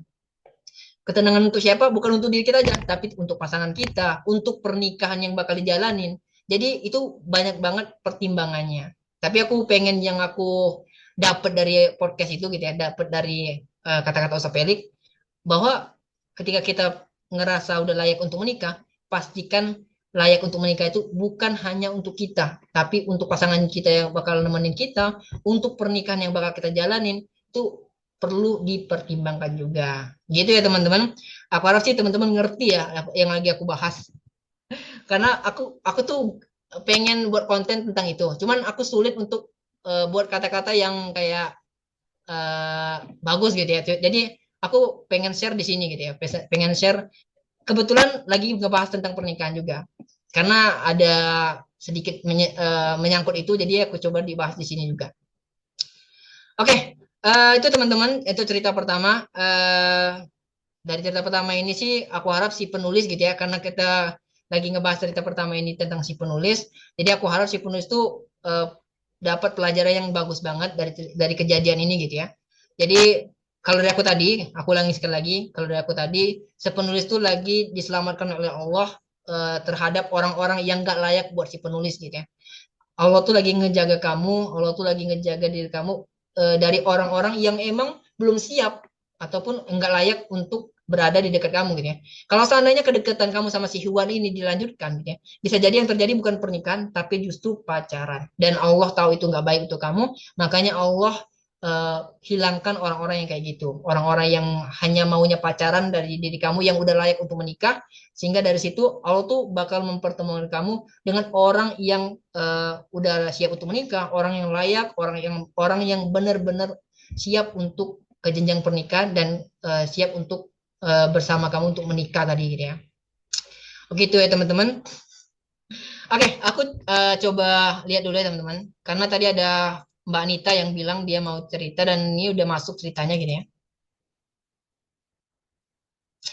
Aku tanya dulu deh, Mbak Anita mau ini dari ceritanya kayaknya bukan ini deh. Kayaknya bukan cerita tentang sesuatu deh. Mbak Anita mau cerita atau ceritanya udah ditulisin di linknya? Oke, itu ya. Nih, gimana Mbak Anita? Assalamualaikum Kak. Waalaikumsalam Oh, warahmatullahi wabarakatuh. berbagi sedikit tentang pranikah ya Kak, karena aku sudah membuat konten nikah, bahas Oke, nikah. oke, oke, Iya coba-coba. Kak, Kita aku sama-sama dengarkan, teman. mau nanya dulu ya Kak, bagaimana caranya agar kita nggak gelisah perihal jodoh Kak? Nggak Ya, mohon gelisah perihal solusinya. jodoh. Ya, mohon solusinya. Oh, nggak gelisah perihal jodoh. Ya, gelisah perihal jodoh. Mohon solusinya Kak, aku gelisah banget dan khawatir tentang Oh, jodoh dan masa depan Kak. oke, oke, oke. Mau overthinking ya Mbak Anita ya. Oke, itu ya Mbak Anita ceritanya atau gimana? Atau itu pertanyaannya dulu? Bukan, itu aku pertanyaannya ada lagi. Itu kabar kabar bahagia, Kak. Itu cerita aku. Satu lagi. Oh, oke. Kayak gimana caranya biar nggak gelisah tentang jodoh atau tentang masa depan gitu ya. Nah, teman-teman boleh nih kalau mau nanggepin gitu ya. Kalau yang udah berhasil melewatin itu ya. Karena jujur aja teman-teman, aku ngerasa belum belum berhasil gitu ya ngelewatin rasa gelisah tentang masa depan, rasa gelisah tentang jodoh gitu ya. Kembali lagi kalau dari aku gitu ya, ketika ada pikiran tentang jodoh, pikiran tentang pernikahan, karena tadi udah aku bilang gitu ya, aku itu dari segi kesiapan belum gitu ya. Jadi aku nggak terlalu memikirkan gitu ya. Tapi di sini aku menganggap Mbak Anita udah kepikiran, jadi udah merasa gelisah juga. Jadi aku ngerasa bahwa Mbak Anita itu udah siap juga gitu ya. Tapi kembali lagi karena jodohnya belum sampai gitu ya, belum datang, jadi ngerasa gelisah gitu ya. Tapi pastikan Mbak Anita ya. Mbak Anita tadi ya udah aku jelasin, Mbak Anita udah paham terkait dengan kesiapan dalam menikah itu ya. Kesiapannya dari segi orang tua udah setuju gitu ya. Dari orang tua aja udah mendukung banget gitu ya tentang pernikahan. Kemudian dari segi keilmuan Mbak Anita udah siap juga gitu ya. Dari segi mental, dari segi emosional itu udah siap semua. Aku harap sih Mbak Anita udah clear di situ ya, sehingga kegelisahan tentang pernikahan itu eh, sudah menjadi sesuatu yang layak untuk Mbak Anita gitu ya. Nah, kalau seandainya Mbak Anita udah siap dari semua segi gitu ya, dan Mbak Anita masih belum menemukan jodohnya gitu ya, belum menemukan jodohnya dan masih dalam tahap gelisah tentang jodohnya gitu ya. Tugas kita tuh sebagai manusia ya tetap berusaha, tetap berdoa gitu ya, berhusnuzon sama Allah Mbak Anita. Insya Allah nanti kedepannya kalau seandainya Mbak Anita udah layak tadi gitu ya, udah layak kemudian udah siap gitu ya. Tugas Mbak Anita tuh cukup berdoa, cukup berusaha. Mungkin Mbak Anita boleh untuk coba mengajukan CV, mengajukan ya CV ya, mengajukan CV sama guru Mbak Anita sehingga nanti guru Mbak Anita bakal coba mencarikan ikhwannya gitu ya. Atau mungkin Mbak Anita coba untuk mencari ikhwan yang mungkin bisa cari perantara untuk ke ikhwannya gitu ya. Jadi tugas Mbak Anita cukup berusaha gitu ya saat ini ya. Kalau aku menganggapnya Mbak Anita udah siap dari semua segi ya. Aku menganggapnya Mbak Anita sudah siap dari semua segi. Jadi di sini kegelisahannya itu udah tepat gitu ya. Kegelisahan tentang jodoh itu udah tepat. Jadi tugas Mbak Anita sekarang cukup untuk berusaha kayak tadi Mbak Anita siapkan CV untuk menjalin ta'aruf gitu ya. Berikan sama guru, tanya sama guru-guru yang Mbak Anita lagi belajar gitu ya. Ada temen nggak, ada kenalan nggak, atau mungkin ada hewan yang mungkin Mbak Anita pengen lampirin CV-nya gitu ya. Itu tapi melalui perantara gitu ya, jangan secara langsung. Nah, itu mungkin Mbak Anita boleh coba di situ. Kemudian jangan lupakan berdoa karena segala usaha kita itu bakal sia-sia tanpa doa dari diri kita juga gitu ya. Dan pertolongan dari Allah itu pasti dipermudahkan ketika kita udah menjalani usaha dengan maksimal dan doa dengan maksimal juga gitu ya. Insya Allah nanti jodohnya bakal ketemu kalau seandainya waktunya udah tepat gitu ya. Kalaupun mungkin belum ketemu saat ini, itu menunjukkan bahwa waktunya belum tepat, Manita. Bukan berarti jodohnya nggak ada, tapi waktunya belum tepat, dan itu menunjukkan bahwa Allah tuh lagi mempersiapkan seseorang yang emang layak dan emang tepat untuk Manita ke depannya gitu ya. Jadi jangan sampai Mbak Nita malah berprasangka buruk terhadap Allah gitu ya. Terhadap mungkin Mbak Nita udah usaha maksimal banget gitu ya. Doa udah maksimal banget, tapi jodohnya belum ketemu. Itu bukan berarti usaha Mbak Nita nggak dihargai, bukan berarti doanya Mbak Nita nggak dijawab, tapi Allah tuh lagi mempersiapkan seseorang yang layak untuk Mbak Nita gitu ya. Jadi dari aku gitu Mbak Nita, usahanya tetap lanjut, doanya tetap lanjut, kemudian tetap berprasangka baik sama Allah, bahwa Allah tuh lagi mempersiapkan seseorang yang emang layak untuk Mbak Anita. Gitu ya Mbak Anita. Kalau dari aku gitu, karena kebetulan Mbak Anita kegelisahan-kegelisahan kayak gitu pernah aku alamin gitu ya. Tapi aku nggak sampai kepikiran gitu ya. Karena aku ngerasa diri aku aja belum layak, jadi aku nggak perlu kepikiran sampai sampai berlebihan gitu ya terhadap tentang jodoh gitu ya.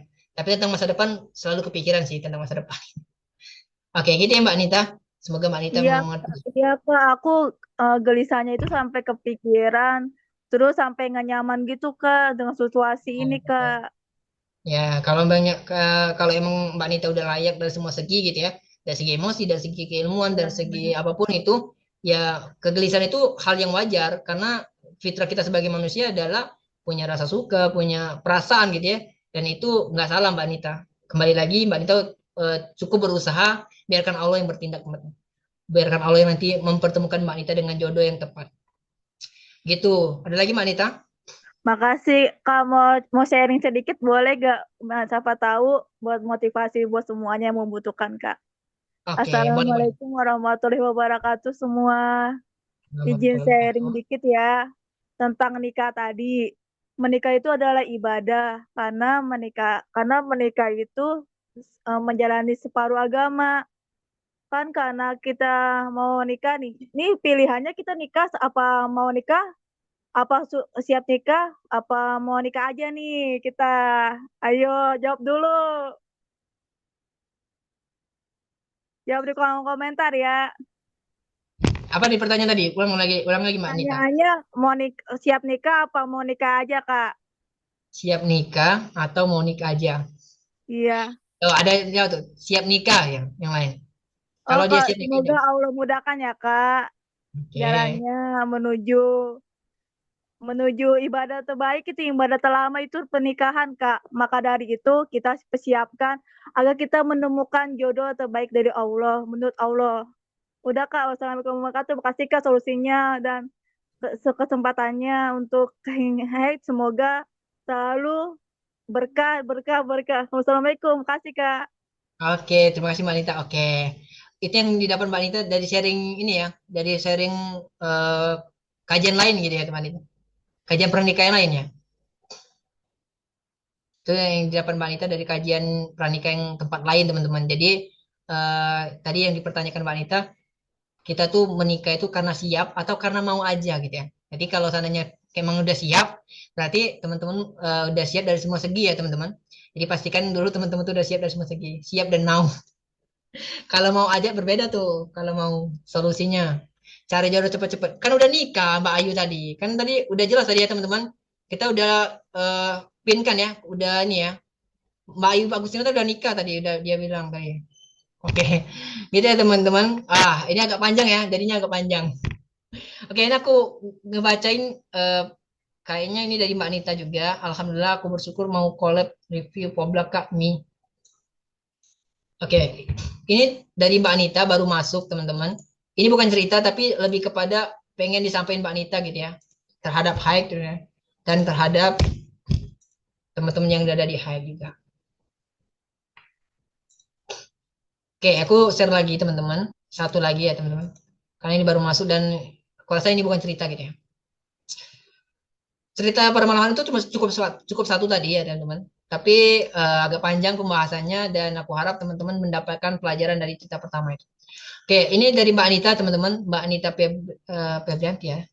Ya, Febrianti tadi dia bilang, Alhamdulillah aku bersyukur mau collab review Poblak Kak mie yang cuanki itu loh. Alhamdulillah rezeki dari Allah semoga jadi ya mohon doanya Kak. Nah, sekalian promosi gitu ya. Oke, jadi ada brand Poblak yang sering mendukung agenda-agenda high gitu ya.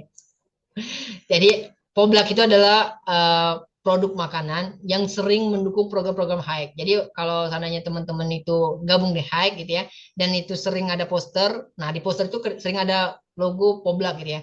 Nah itu artinya di agenda itu didukung oleh Poblak. Nah Poblak ini sering sekali mendukung agenda-agenda high. Jadi aku harap teman-teman kalau seandainya punya rezeki kayak Mbak Anita gitu ya, kalau pengen beli gitu ya, pengen beli cemilan kayak gitu, boleh untuk dibeli produknya gitu ya. Ini sekalian promosi juga.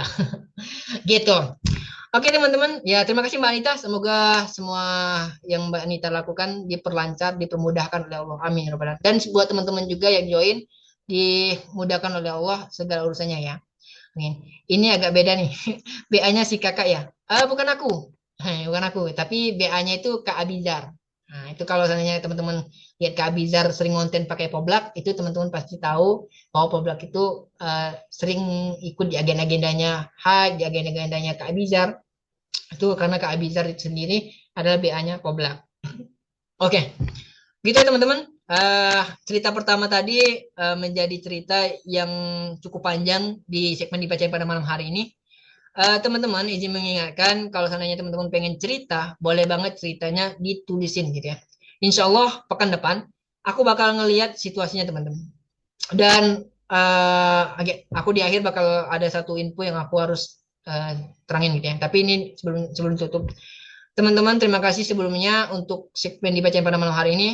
Sebelum ditutup, mungkin ada teman-teman yang mau disampaikan boleh di kolom komentar ya. Aku sambil bicara juga. Ini bebas cerita apa aja Kak atau cerita khusus nikahnya? Enggak, bebas. Jadi yang dibaca ini bebas, bebas banget.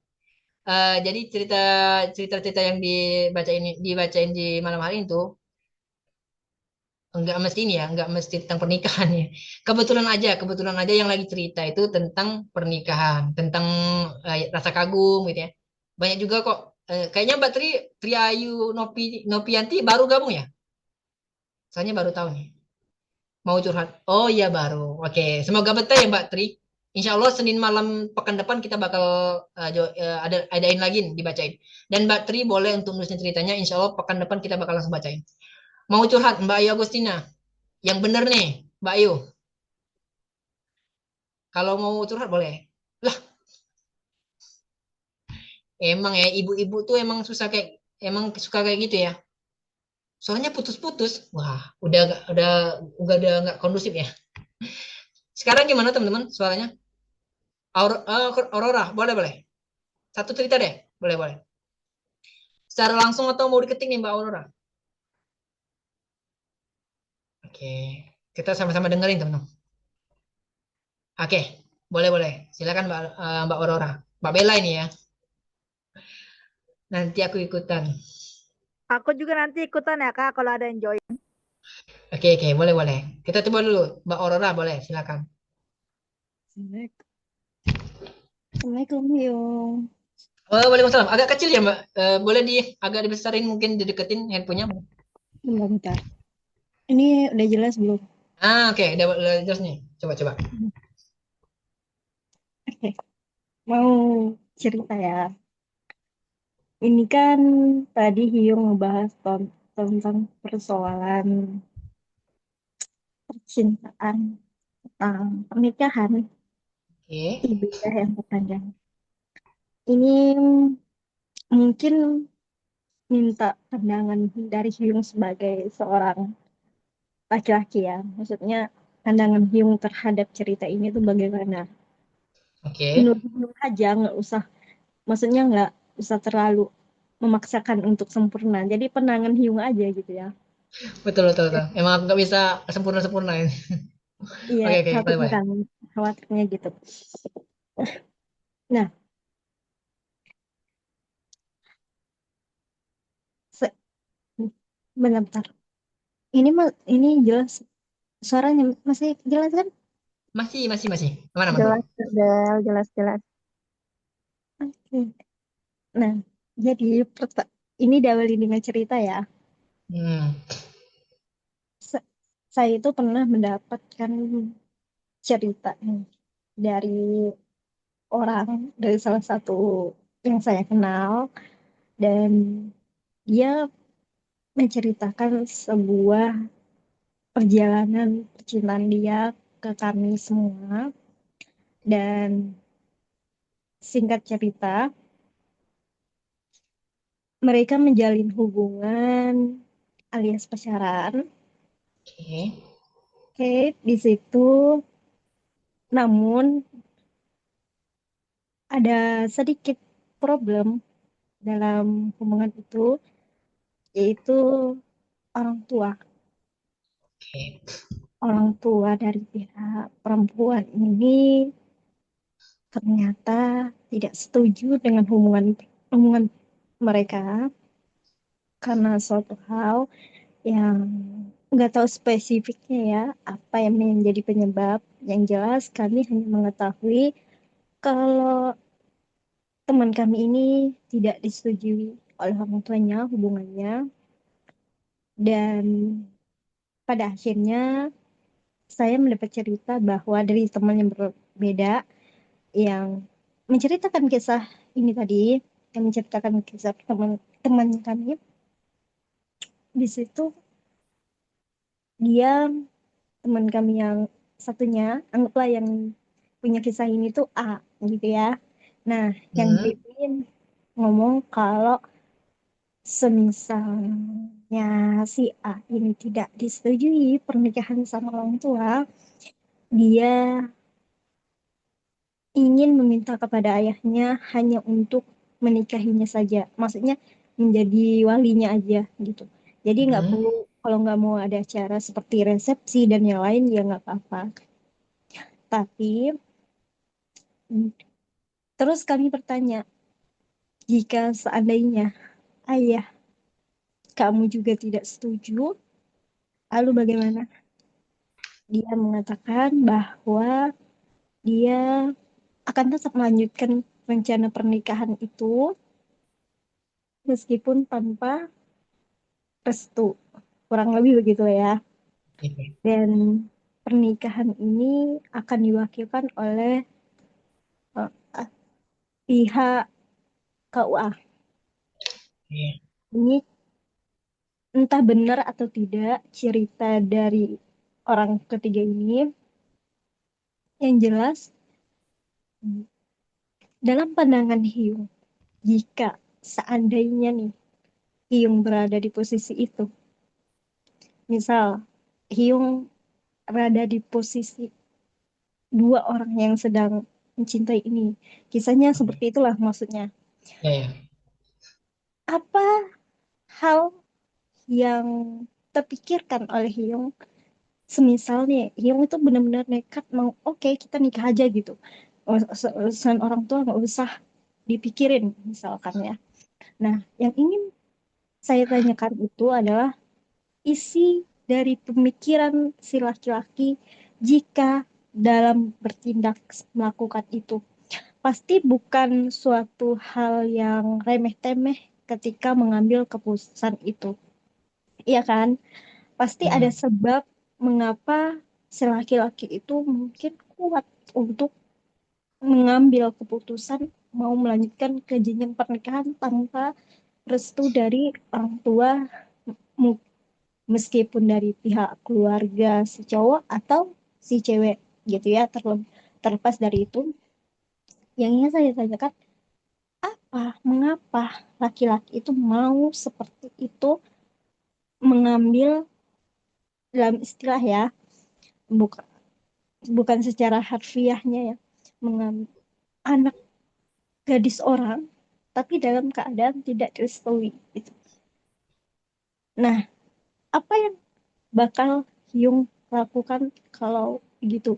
Dan satu lagi, jika seandainya ini mungkin setiap laki-laki berbeda ya pandangannya dan cara menanggapi sebuah permasalahan. Hanya saja saya itu kan nggak banyak kenal cowok nih, maksudnya. Dan kalau cowok itu kan kebanyakan Iya betul. temennya sama cowok, jelas kan, temennya sama cowok. Jadi saya mikirnya setidaknya Hyung pun bergaul dengan cowok-cowok, pasti mengerti lah sedikit-sedikit apa yang di pikiran si cowok gitu.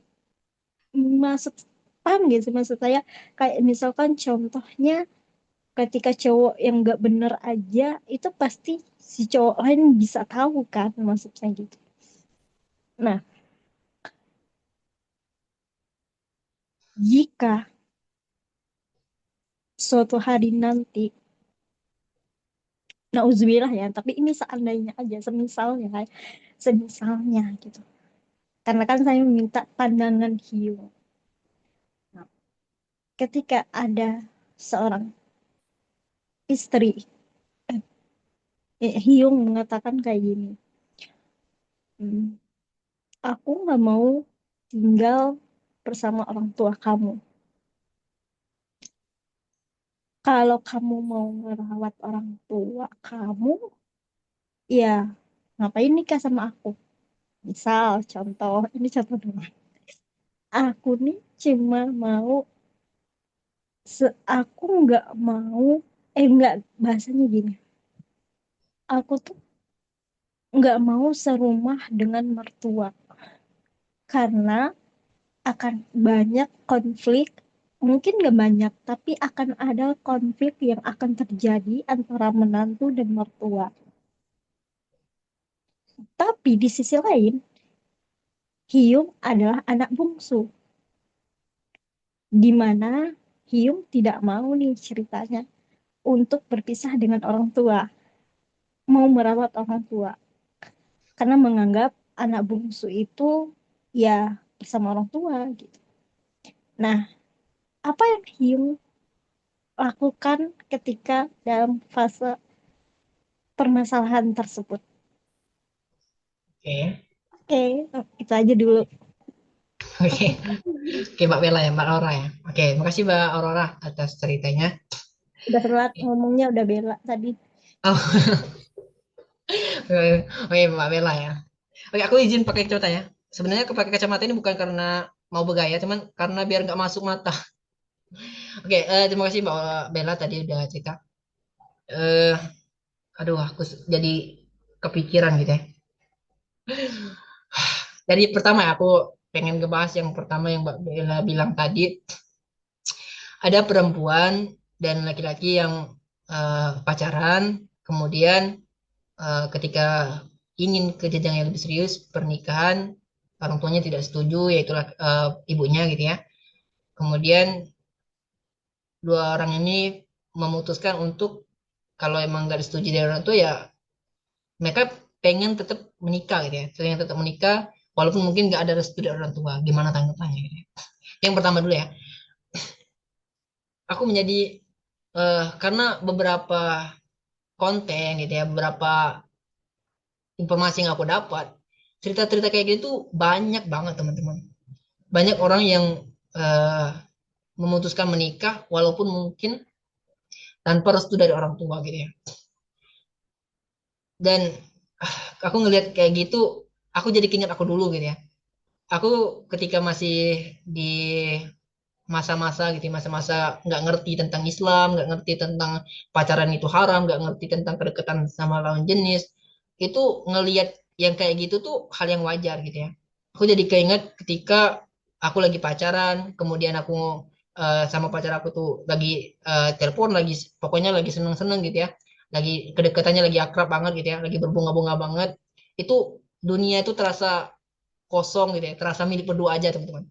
Jadi aku menjadi memikirkan bahwa orang yang memaksakan menikah walaupun tanpa restu orang tua tadi, keadaannya tuh cinta mereka tuh lagi berbunga-bunga banget, dan ketika mereka pengen kerja yang lebih serius, dengan penolakan dari orang tua tadi membuat mereka tuh nggak memikirkan itu sebagai halangan gitu ya, karena keadaan mereka udah memberikan rasa cinta yang terlalu berlebihan di awal gitu ya.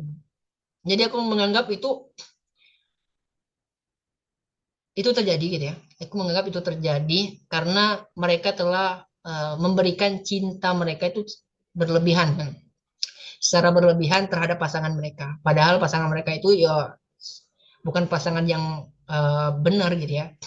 Jadi dengan kondisi dua orang ini gitu ya, dua orang yang awalnya pacaran, pengen ke jenjang yang lebih serius, tapi mendapat penolakan dari orang tua ketika mau ke jenjang pernikahan, dan mereka memutuskan untuk menikah tanpa restu orang tua, itu karena alasan pertama yang aku tahu gitu ya, yang aku dapat, yang sering banget aku dapat informasinya ya gitu ya.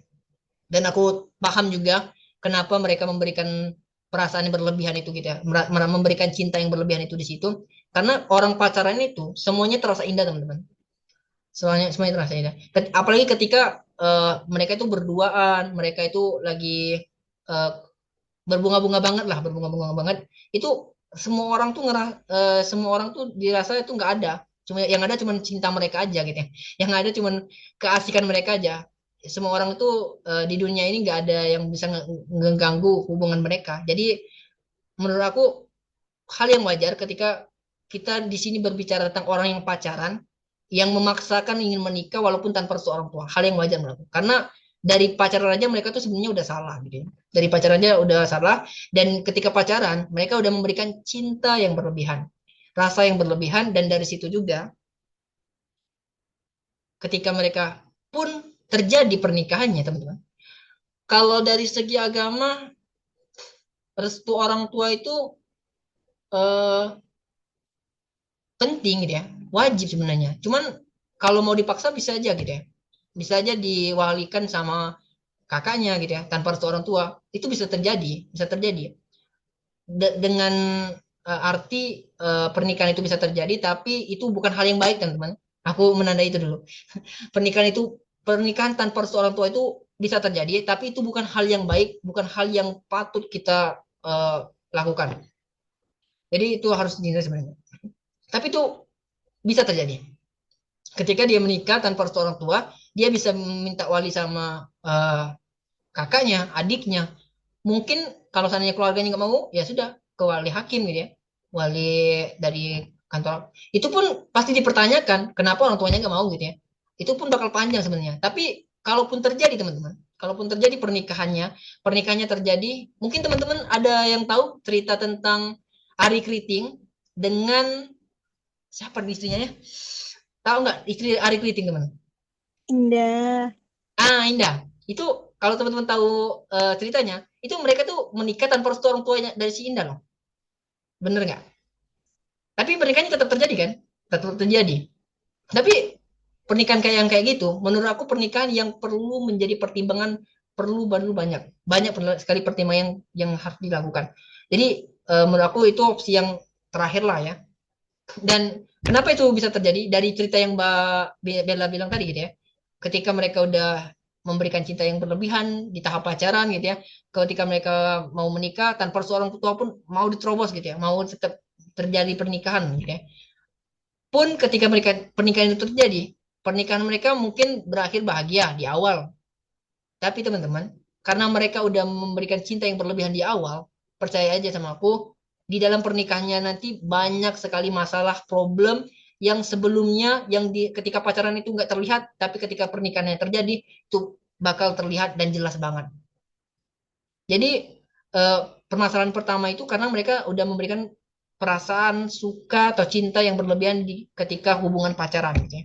Ketika dalam hubungan pacaran, Dan di situ mereka memaksakan menikah walaupun tanpa restu orang tua. Pernikahannya bisa tetap terjadi walaupun itu bukan pernikahan yang baik, bukan pernikahan yang patut dicontoh gitu ya, patut dilakukan. Tapi itu bisa terjadi.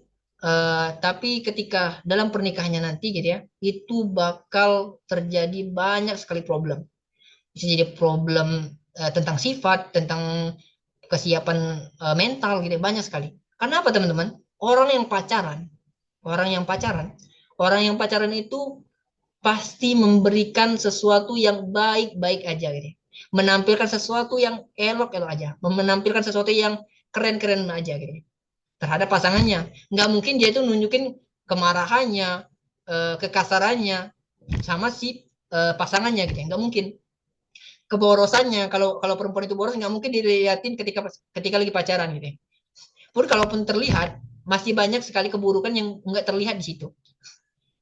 Itulah kenapa pacaran itu sebenarnya salah satu kenapa pacaran itu dilarang ya tadi karena pacaran itu membuang-buang waktu gitu ya. Pacaran itu yang nggak sesuatu yang nggak pantas untuk dilakukan untuk ke jenjang pernikahan gitu ya. Jadi itu menjadi pertimbangan. Aku menganggap bahwa kedua pasangan yang pacaran ini tuh udah memberikan cinta yang berlebihan di awal ketika mereka menjalani hubungan pacaran. Pernikahannya bisa terjadi, pernikahan bisa terjadi. Kemudian dalam pernikahan nanti aku yakin sih, aku yakin kenapa aku yakin? Karena orang yang menikah dengan benar gitu ya, menikah dengan baik gitu ya, menikah dengan layak pun banyak sekali problem di dalam pernikahannya gitu ya, di dalam rumah tangganya. Apalagi ini tanpa restu orang tua, bisa jadi nih salah satu problem yang pasti dialami oleh kedua orang ini gitu ya. Ketika pernikahannya itu terjadi, ketika lebaran tuh, dia bakal malu tuh ke rumah mertuanya gitu ya. Bisa jadi nggak pernah lagi ke rumah orang tuanya gitu ya. Bisa jadi si perempuan justru hanya fokus kepada suaminya, nggak mengurusi orang tuanya lagi gitu ya. Padahal orang tua itu adalah orang tua kita seumur hidup kita teman-teman. Pun walaupun perempuan udah menjadi milik suaminya, tapi perempuan tetap menjadi anak buat si orang tuanya teman-teman. Jangan sampai ketika pernikahan itu terjadi, ya si perempuan ini justru meninggalkan status anak tadi dari orang tuanya. Sehingga ya pernikahan itu bernilai ya kan kita tahu ya teman-teman, pernikahan itu ibadah ya gitu. Ibadah. Jadi kalau ibadahnya itu melibatkan dosa yang sangat besar yaitu membuat durhaka sama orang tua, itu ibadah yang dalam pernikahan itu jadi batal teman-teman. Ibadah dengan orang tua itu seumur hidup juga. Berbakti sama orang tua itu bukan ketika kita jadi anak aja, ketika kita udah menikah pun berbakti sama orang tua itu tetap wajib teman-teman. Jadi jangan sampai pernikahan itu membuat kita tuh menjadi durhaka sama orang tua. Jadi aku sih ngerasa walaupun pernikahan itu terjadi antara dua orang ini, pasti si perempuan ini bakal kayak menjauh dari orang tuanya gitu ya.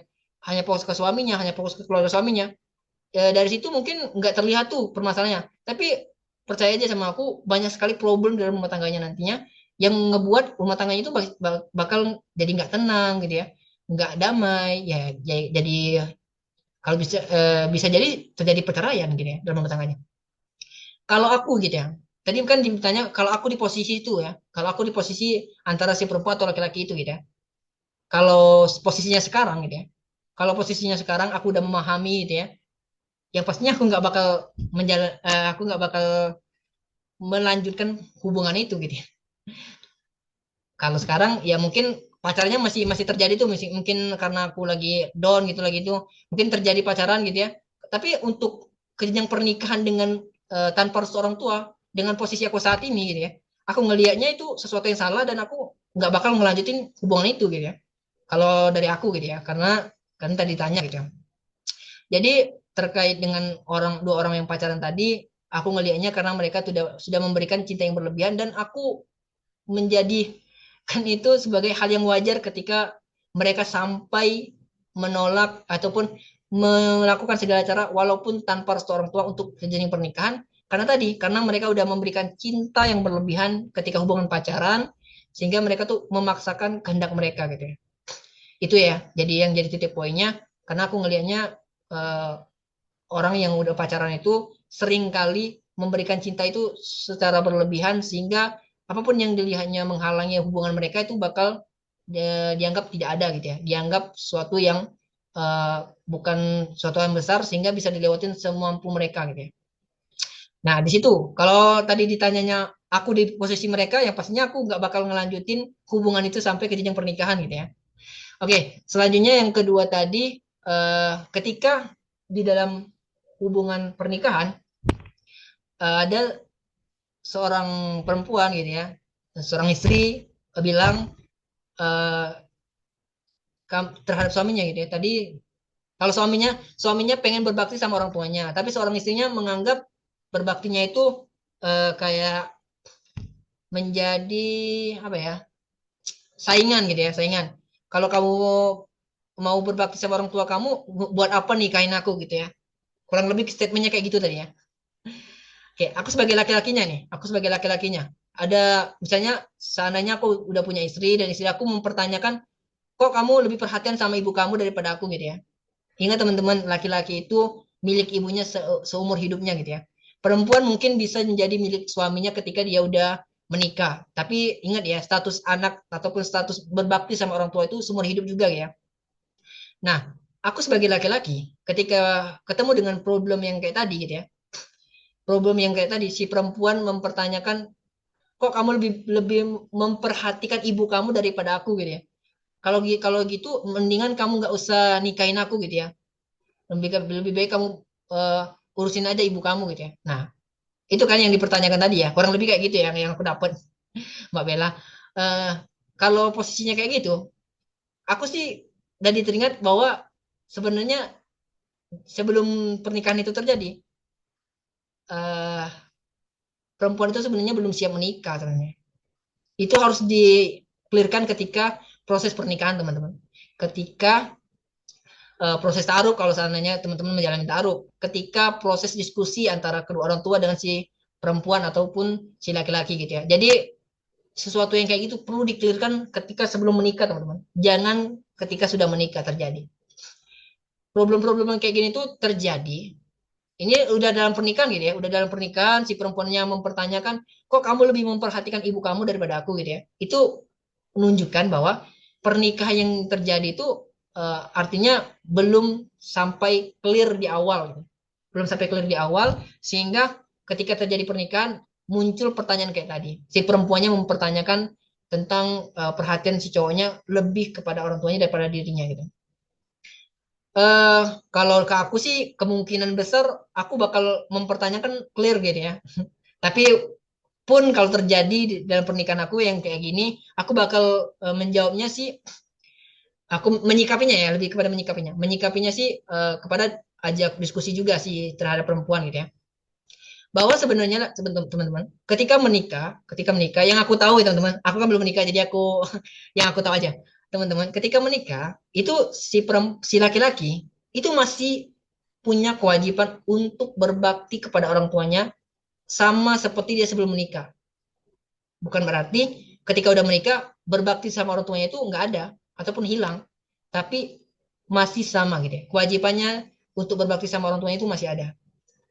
Tapi yang berubah adalah si laki-laki ini punya tanggung jawab lebih ketika menikah, yaitu seorang istri. Jadi kalau kejadiannya di aku gitu ya, aku mungkin bakal ajak diskusi istri aku dulu gitu ya. Eh perihal perhatian gitu ya. Aku bakal eh, mendiskusikan bahwa sebenarnya perhatian sama orang tua gitu ya. Ketika aku mau memberikan uang kepada orang tua aku itu hal yang wajib aku lakukan karena orang tua aku masih perlu jadi tempat aku berbakti gitu ya sebagai anak gitu ya. Tapi jangan sampai seorang suami ini ataupun aku sebagai suami tadi melalaikan tugas aku, melalaikan tanggung jawab aku sebagai suaminya gitu ya. Kayak mungkin si istri ini nggak diperhatiin nih, sehingga si suami ini ataupun aku tadi lebih perhatian kepada orang tua aku gitu ya. Sampai-sampai istri aku tuh nggak dapat perhatian. Nah itu yang jadi problemnya ke akunya berarti, ke aku sebagai suaminya, karena aku tidak menjalankan tanggung jawab aku kepada seorang istri. Salah satunya tanggung jawab kita sebagai suami terhadap istri itu adalah memberikan kasih sayang, gitu ya, memberikan perhatian. Ada 5 kalau nggak salah. Yang aku tahu itu perhatian, rumah, makan, tempat tinggal ya. Rumah tempat tinggal, makanan, pakaian, perhatian, apalagi ya. Satu lagi tuh aku lupa. Salah satunya perhatian. Nah, perhatian itu harus diberikan kepada istri, dari seorang suami kepada istri. Itu adalah tanggung jawabnya gitu ya. Nah, kalau seandainya istri ini sampai mempertanyakan perhatian si cowok ini ataupun si suami ini kepada orang tuanya itu berlebihan, bisa jadi suami ini nggak terlalu perhatian sama istrinya gitu ya. Kalau kejadiannya kayak gitu, aku mungkin bakal eh, mengintrospeksi aku dulu gitu ya. Mungkin aku yang kurang perhatian sama istri aku, sehingga perhatian sama istri aku bakal dilebihkan gitu ya, ditambah lagi gitu ya, sehingga pertanyaan kayak tadi nggak akan muncul lagi. Kalaupun kejadiannya nggak gitu, kejadiannya si suami ataupun aku tadi udah memberikan perhatian lebih nih sama istri aku, tapi istri aku tuh nganggep ternyata perhatian aku tuh lebih lebih kepada orang tua aku gitu ya, rasa cemburu lah sebagai perempuan gitu ya. Nah itu berarti si perempuannya yang harus kita ajak diskusi, perempuannya yang harus diajak diskusi bahwa perhatian yang aku berikan sama kamu tuh udah maksimal gitu ya. Kalaupun kurang ya tinggal bilang aja seperti apa yang harus aku lakukan gitu ya. Tapi jangan membatasi suaminya ataupun aku untuk berbakti, untuk memperhatikan orang tua aku tadi. Itu kejadiannya ada dua tadi ya. Kejadiannya ada dua tadi. Aku harap sih teman-teman ngerti ya. Ini yang aku dapat teman-teman, bukan kejadian real ya, tapi aku yang aku dapat dari eh, cerita-cerita dari ya lingkungan aku gitu ya. Itu yang aku dapat. Karena pertanyaan kayak gini tuh sering juga muncul di sosial media yang dimana seorang istri mempertanyakan kok suaminya lebih perhatian sama orang tuanya daripada dirinya gitu ya. Kejadiannya bisa dua, suaminya udah memberikan semaksimal mungkin gitu ya, dari nafkah, dari perhatian, dari apapun kepada istrinya, tapi istrinya merasa cemburu dengan orang tuanya, itu berarti istrinya yang perlu kita perbaiki gitu ya. Perlu kita ajak diskusi, perlu kita ajak ngobrol. Ini bukan perhati aku nggak perhatian sama kamu gitu ya. Pokoknya si suaminya harus memberikan perhatian lebih kepada istrinya sehingga si istri ini enggak mempertanyakan itu lagi, ataupun yang kedua si suami ini yang salah, yang dimana si suami ini enggak memberikan perhatian, enggak memberikan nafkah kepada istrinya, lebih memperhatikan orang tuanya, itu artinya suaminya yang salah, suaminya yang harus mengintrospeksi diri, menyadari dirinya bahwa dirinya salah gitu. Menyadari sehingga nantinya kedepannya bakal lebih mudah untuk menyeimbangkan antara berbakti sama orang tuanya dan melakukan tanggung jawabnya terhadap istrinya. Kayak gitu. Kurang lebih kayak gitu ya, Mbak Bella. Gimana nih? Aku harap Iya, sih iya. nggak terlalu ini ya, nggak terlalu belibet ya. Gimana Mbak Bella? Bentar, bentar. Benar atau? Bentar ya. Oke oke. Praka izin bertanya, kalau Anu, kita kagum. Oke oke gimana? apa ya tadi? Oh iya ini. Sebenarnya itu kalau misalkan nih, cowok-cowok itu kan mau berbakti ke orang tua ya. Oke. Itu pasti kan kalau misalkan udah nikah seperti yang Hyung bilang tadi, yang Hyung jelaskan ke kami bahwa laki-laki itu adalah milik ibunya selamanya. Hmm. Saya setuju dengan apa yang Hyung jelaskan itu tadi, Oke. tapi kalau semisal suatu hari nanti, misal nih ya, ini cuman semisal doang, Ya. si istrinya Hyung ini gak mau tinggal bareng orang tua Hyung. Boleh Hmm. berbakti, boleh.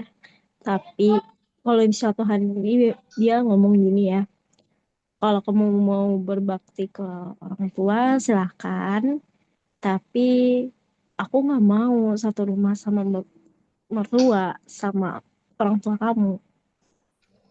Apa yang bakal Hyung lakukan? Apakah Hyung tetap sedangkan sementara gini, orang tua Hyung ngomong nih sama Hyung, misalkan ya, Hmm. aku mau tinggal sama Praka, nggak mau sama yang lain. Oke. Aku mau dirawat sama Praka. Tapi di sisi lain, istrinya Hyung ini nggak mau tinggal sama mertua. Oke. Nah, bagaimana Hyung menyikapi perbedaan ini antara ibu dan mertua? Karena Ibu dan anak. sepengetahuan saya ya, sepengetahuan saya, kita boleh sebagai seorang perempuan itu boleh meminta kepada suami untuk tidak bersatu rumah dengan mertua gitu. Tapi bagaimana dengan kondisi seperti itu kalau misalkan orang tua tetap nih kekeh, benar-benar kekeh memaksa untuk tinggal bersama anak laki-lakinya yang itu nggak mau yang lain, nggak mau sama si A, si B, si C, pokoknya maunya sama Hyung misalkan ya. Nah, itu solusi apa yang Hyung bakal ambil sebagai ini? Ini saya tanya ini karena ingin melihat bagaimana sih cara berpikir laki-laki ya, karena setia dilihat dari media sosial tuh kadang ada yang merendahkan seorang istri karena dan bahkan ada kan kasus menceraikan istri hanya karena alasan berbakti ke orang tua. Padahal belum tentu syar'i juga alasannya. Tapi hanya alasan dengan kata, aku ingin berbakti kepada orang tua. Lalu menceraikan istrinya yang gak ada salah apa-apa. Yang mungkin memang betul gitu. Memang betul suami tidak melaksanakan kewajiban dan hak-haknya. Dan memilih untuk sebenarnya nggak berbakti, tapi hanya di atas namakan berbakti kepada orang tua gitu. Yang saya lihat ya, dan itu yang menjadi pemicu sedikit kebanyakan dari perempuan overthinking atau khawatir dengan pernikahan di masa depan. Nah, kalau Hyung nih berada di posisi itu, semisal langkah apa yang bakal Hyung lakukan? Oke, ini udah dalam pernikahan ya Mbak Bella? Udah terjadi Iya, pernikahannya nih. betul. Iya, betul. Oke, oke, oke, ini mungkin jadi pertanyaan terakhir nih Mbak Bella. Tapi ini bakal panjang sih karena ini bagus nih. Bagus nih Mbak Bella. Terima kasih Mbak Bella atas pertanyaannya. Karena ini sering juga aku dengar, sering juga aku dapat pertanyaan kayak gini gitu ya. Eh, kalau keadaannya ke aku gitu ya. Kalau sekarang sih kemungkinan kejadian kayak itu bakal kecil kalau aku. Karena aku ini kan berbicara tentang akunya ya. Aku coba berbicara tentang akunya. Kenapa? Karena aku udah menyadari saat ini, aku udah menyadari pernikahan itu bukan hal yang mudah gitu ya. Bukan hal yang digampang-gampangkan karena itu hal yang serius gitu. Jadi pertimbangan untuk pernikahan itu banyak sekali sehingga kenapa ini terjadi gitu ya? Kenapa pertanyaan-pertanyaan gitu, problem-problem yang kayak gini itu terjadi? Karena sebelum pernikahannya udah belum clear teman-teman. Jadi kalau saat ini posisinya saat ini gitu ya, kan aku insya Allah gitu ya, aku tuh bakal menjalani proses gitu ya, proses yang kalau misalnya aku mau menikah itu mungkin bakal ke proses taruh gitu ya, taruh atau mungkin aku perlu untuk mengklirkan problem-problem kayak gini. Nah, di proses taruh, di proses pencarian sebelum pernikahan itu seharusnya perlu untuk diselesaikan problem-problem kayak ini.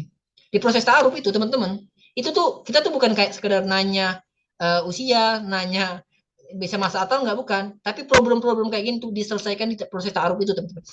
Di proses untuk menuju pernikahan, bukan ketika pernikahannya terjadi. Jadi problem-problem kayak gini tuh terjadi karena mungkin dua orang yang menikah ini itu belum selesai sebelum pernikahan itu terjadi. Problem ini itu seharusnya diselesaikan. Seharusnya si laki-laki ataupun aku sebagai laki-laki itu bakal mempertanyakan, ini kamu orang tua aku nih pengen anaknya berbakti dan pengen tinggal serumah gitu ya. Kamu gimana gitu ya. Nah, ketika si perempuan juga menolak gitu ya untuk tinggal serumah, si laki-laki bakal mengajak diskusi orang tuanya gitu ya. Nanti dari situ bakal ketemu tuh solusinya gitu ya. Bisa jadi si laki-lakinya itu bakal uh, tinggal di tinggal tidak tinggal serumah tapi mungkin bisa jadi tetanggaan gitu ya. Itu bakal muncul tuh solusinya gitu ya. solusinya. Tapi yang pasti solusinya itu sebelum pernikahan terjadi. Tapi kembali lagi, karena si Mbak Bella ini bilang, ini sudah dalam pernikahan gitu ya, sudah dalam pernikahan, dan ini udah terjadi pernikahannya. Aku coba untuk menjelaskan sikap aku ketika terjadi kayak gini gitu ya. Oke. Nah, kalau seandainya ini terjadi di aku gitu ya, ketika sudah terjadi pernikahan dan isi aku tadi menolak untuk tinggal serumah dengan orang tua, tapi ibu aku itu juga pengennya aku tetap di rumah itu gitu ya, dan berbakti sama dia gitu ya. Dan istri aku ini sebenarnya nggak melarang untuk berbakti, tapi dia pengennya itu tidak tinggal serumah tadi ya dibilang.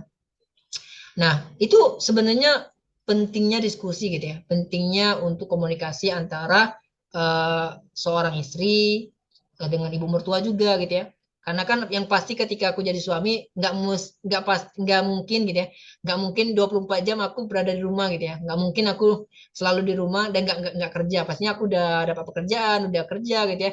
Yang pasti ada di masa di mana aku nggak di rumah dan istri aku dan orang tua aku itu bakal sering ketemu di situ.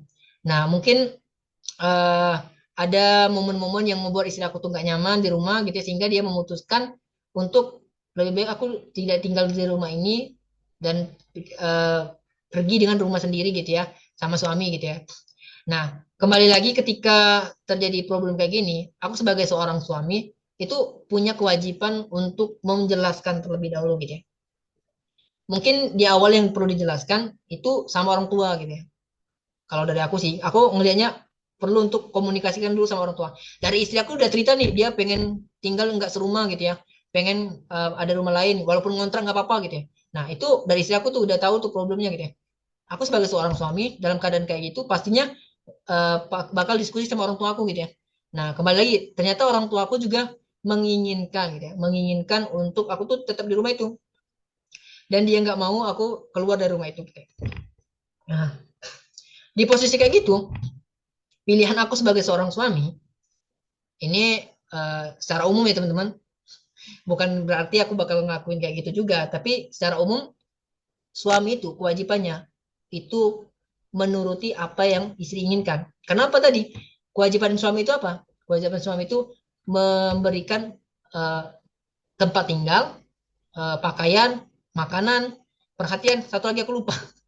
Nah, pokoknya ada 5. Nah, salah satunya tempat tinggal. Tempat tinggal itu seharusnya kewajiban suami itu memang tidak serumah sama mertua. Jadi problem kayak gini tuh sebenarnya harus selesai sebelum menikah. Tapi ketika udah terjadi pernikahan, ya suami itu punya kewajiban untuk memberikan tempat tinggal untuk istrinya. Ya berarti dalam kondisi kayak gini, suami bakal ataupun aku sebagai suaminya tadi bakal mungkin memberi kontrakan gitu ya, ataupun ngontrak dulu sama istri aku gitu ya. Kemudian aku jelasin sama orang tua aku gitu ya. Walaupun mungkin di awal orang tua aku bakal nggak setuju, orang tua aku bakal marah-marah sama aku. Yang pasti aku sebagai suami akan menuruti istri aku dulu gitu ya. Karena tanggung jawab, tanggung jawab. Tapi aku sebagai seorang suami tetap melakukan bakti aku sama orang tua, tetap mendatengin, tetap jenguk, tetap ngasih hadiah kalau seandainya ini, kalau ada acara tetap datang gitu ya. Itu tetap dilakukan. Tapi terkait dengan perihal pilihan tadi, aku bakal lebih memilih untuk keluar dari rumah itu tidak serumah dengan mertua, dan minimal walaupun mungkin nggak ada rumah tapi ngontrak, minimal nggak satu rumah lagi gitu ya, karena istri tadi pengennya kayak gitu, jadi pilihannya kayak gitu, solusinya kayak gitu gitu ya, secara umumnya kayak gitu dilakukan. Kembali lagi ya teman-teman, pertimbangannya karena ini aku nggak tahu problemnya gitu ya, bisa jadi istrinya aja yang terlalu ini itu terlalu baper atau gimana gitu ya, terlalu nggak enakan sama orang tua kita gitu atau gimana, itu kita ajak komunikasi juga istrinya gitu ya. Jadi tapi yang utamanya seorang suami itu harus menurutin istrinya dulu dan tetap melakukan bakti terhadap orang tuanya tadi. Kalau kondisinya kayak tadi teman-teman, kembali lagi kalau itu secara umum dan itu yang bakal dilakuin, pun aku bakal ngelakuin itu dulu gitu ya. Aku bakal ngelakuin diskusi dulu sama orang tua aku. Tapi aku rasa sih problem-problem kayak gini tuh aku bakal selesaiin di awal gitu ya, sebelum pernikahan terjadi kalau aku. Kalau teman-teman mungkin seandainya nanti mengalami hal yang sama, teman-teman bisa tahu tuh kondisinya gimana gitu ya. kalau suaminya lagi kebingungan gitu ya memilih, ya teman-teman sebagai seorang istri punya andil di situ gitu ya, punya andil terhadap pilihan seorang suami gitu ya. Kalau seandainya teman-teman ngerasa nggak nyaman di rumah mertua, ya teman-teman bicarakan sama suaminya, bilang bahwa aku pengen ada rumah sendiri atau mungkin ngontrak pun nggak apa-apa gitu ya. Itu suami bakal komunikasi sama orang tuanya, tapi tetap tugas suami itu utamanya adalah menurutin apa kata istrinya tadi, mengusahakan apa yang dibilang istrinya. Pun ngontrak pun nggak apa-apa dia bilang tadi kan. Kalau kecuali ya istrinya mau rumah sendiri, nggak mau ngontrak, tapi suaminya nggak mampu. Itu kan artinya problemnya bukan sekedar istrinya yang pengen keluar dari rumah itu aja, tapi si istrinya pengen ada rumah sendiri gitu ya, sedangkan suaminya nggak mampu. Itu yang harus diselesaikan adalah sama istrinya, dikomunikasikan. Kalau emang si istrinya itu pengen keluar, seharusnya kontrak pun nggak apa-apa kalau memang belum ada saat itu ya, kecuali kalau suaminya kaya raya gitu ya, punya punya uang untuk beli rumah, ya nggak ada problem. Tinggal kalau soalnya istrinya pengen beli rumah, ya sudah beli rumah aja.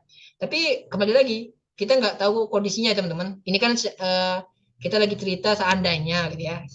Jadi kalau seandainya kondisi kayak gitu, aku bakal ngelakuin hal yang kayak tadi Mbak Bella. Aku bakal komunikasikan sama orang tuaku, tapi tetap yang jadi pertimbangan utama adalah menurutin apa yang istri bilang untuk pergi dari rumah itu gitu ya. Tapi tetap berbakti sama orang tua tanpa meninggalkan bakti sama orang tua gitu ya.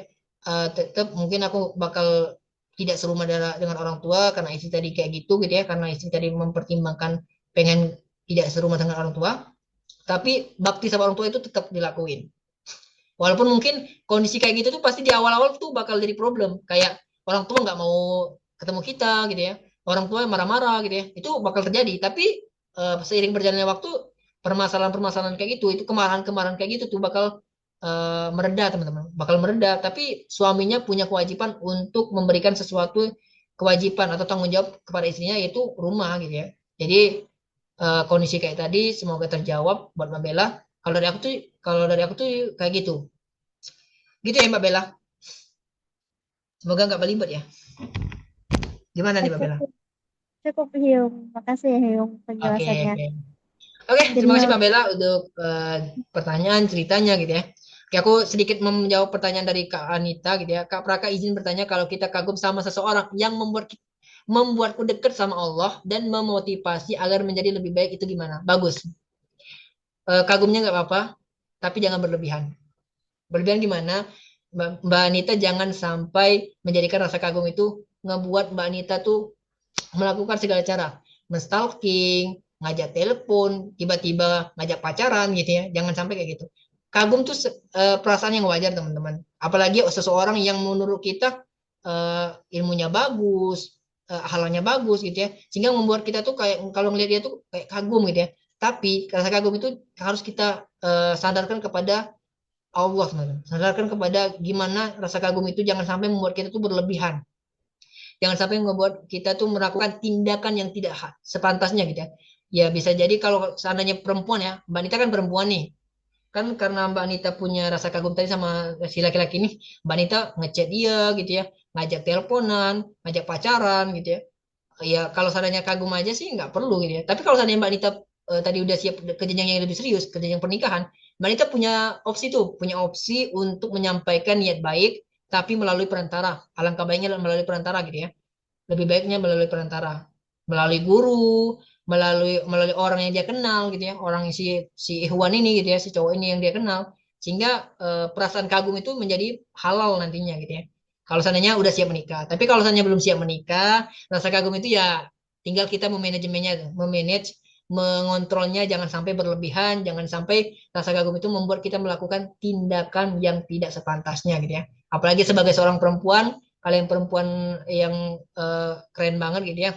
Kalau seandainya punya rasa kagum, rasa suka sama seseorang, dan kalian ngerasa belum siap untuk menikah, kalian harus menjaga perasaan itu, jangan sampai berlebihan. Kagumnya nggak apa-apa, tapi jangan sampai berlebihan. Dan kalian harus menyadari bahwa diri kalian itu belum siap, dan itu menjadi tonggak untuk membatasi perasaan kagum itu. Kalian menyadari nih, kalian belum siap. Aku nih, misalnya aku mengagumi seseorang, tapi di dalam diri aku juga terdapat perasaan bahwa aku belum siap menikah. Jadi kagum aku itu sebatas kagum. Oh ternyata dia kayak gini nih, wah keren keren gitu ya keren. Tapi aku nggak sampai berlebihan. Kenapa? Ada pembatas dalam diri aku bahwa diri aku belum siap untuk menikah. Perlahan tapi pasti kalau seandainya perasaan itu memang benar-benar suka gitu ya. Kalau seandainya itu kagum itu adalah perasaan yang sampai ke jenjang pernikahan nantinya gitu ya, itu bakal bertahan lama. Tapi kalau seandainya kagum itu sebatas kagum, karena ada pembatas tadi, karena kita ngerasa belum siap menikah, kagum itu bakal perlahan bakal hilang teman-teman. Karena apa? Kita ngerasa banyak yang harus dipersiapkan dari diri kita perlu fokus ke diri kita, sehingga kagum tadi itu sebatas kagum dan perlahan tapi pasti bakal hilang. Kalau kagumnya bisa di manajemen. Tapi kalau kagumnya terlalu berlebihan, itu yang ngebuat terjadinya pacaran, terjadinya hubungan antara perempuan dan laki-laki yang berlebihan gitu ya. Dan itu harus dihindari. Gitu. Wah, nggak terasa ya aja 10 ya. Oke, semoga terjawab Mbak Anita dan teman-teman. Aku mohon maaf, aku niatnya tadi bentar banget dibacain pada malam hari ini. Karena apa? Karena satu cerita itu aku menganggap ya mungkin akan dalam gitu ya. Aku tadi menganggap bakal dalam, bakal lebih lebih banyak gitu ya pembahasannya karena di satu cerita itu pengen banyak sekali yang aku bahas tapi nggak sampai jam 10 tapi malam hari ini sampai jam 10. Oke, teman-teman aku ucapkan terima kasih buat teman-teman yang udah join sampai sekarang gitu ya. Oh iya, aku pengen infoin, aku pengen notice satu orang gitu ya yang sering sekali nulisin ceritanya dibacain. Namanya CPDP. Aku nggak tahu orangnya siapa. Aku harap si CPDP ini bisa chat aku gitu ya. Chat aku boleh di Instagram, boleh di WA kalau seandainya itu. Aku pengen ajak dia di segmen dibacain. Aku nggak tahu dia perempuan atau laki-laki. Yang pasti aku pengen ajak dia di segmen dibacain. CPDP namanya gitu ya. Aku nggak tahu siapa CPDP ini. Nah, aku tertarik untuk ngajak dia di segmen dibacain. Kalau seandainya nanti dia nonton ataupun mungkin dia join pada malam hari ini, aku harap sih kamu bisa chat aku gitu ya untuk aku ajak nantinya di segmen dibacain. Insya Allah nanti aku bakal coba kondisikan biar nama kamu, nama aslinya gitu ya, nama aslinya itu nggak bakal kesebar dan diri kamu pun bisa nanti dimatikan kameranya gitu ya. Kalau seandainya dia nggak mau tahu orangnya gitu ya. Tapi suaranya, nah suaranya mungkin bisa nanti dipakai filter gitu ya. Tapi aku harap sih dari apa yang aku sampaikan tadi, Mbak CPDP bisa tahu gitu ya. Nanti seandainya Mbak CPDP menghubungi aku pengen ajak dia untuk join di segmen bacain. Oke, teman-teman kembali lagi. Teman-teman pada malam hari ini segmen dibacain tidak banyak cerita, tapi aku harap dari apa yang lagi kita bahas, dari satu cerita yang panjang yang singkat tadi, semoga teman-teman mendapatkan hikmah yang banyak sekali dari segmen dibacain. Dan aku mengingatkan teman-teman untuk teman-teman kalau seandainya pengen nulisin ceritanya, tidak mesti hari Senin teman-teman, tidak mesti Senin malam, tidak mesti ya. Tapi teman-teman boleh nulisin ceritanya, itu linknya dibuka kapanpun. Teman-teman bisa nulisin ceritanya di link itu. Linknya ada di mana? Linknya boleh lihat posternya, ada scan, atau mungkin ada di grup Hack Indonesia, atau teman-teman bisa ke IG aku, Praka Bae gitu ya, Praka Bae. Itu ada di bagian bawah, itu ada tempat untuk cerita juga. Oke, oke teman-teman, itu segmen dibacain pada malam hari ini. Aku ucapkan terima kasih buat teman-teman. Terima kasih Kak Reki, Kak Anita, Kak Fatima, Kak Aurora, atau Kak Bella, Kak Ayu, Kak Tri, Kak Anita, Kak Na, Kak Tiara Herliati. Terima kasih buat teman-teman udah join sampai dengan saat ini. Aku harap teman-teman bisa selalu join di segmen dibacain. Insya Allah pekan depan kita bakal buka lagi segmen dibacain. Dan doain teman-teman semoga segmen dibacain ini bisa terus berlanjut sampai kapanpun. Dan doain teman-teman semoga aku bisa istiqomah gitu ya. Karena pekan kemarin salah satu alasan kenapa pekan kemarin nggak bisa itu adalah ada beberapa problem di diri aku sendiri sehingga membuat pekan kemarin nggak bisa dilanjut gitu ya segmen dibacain.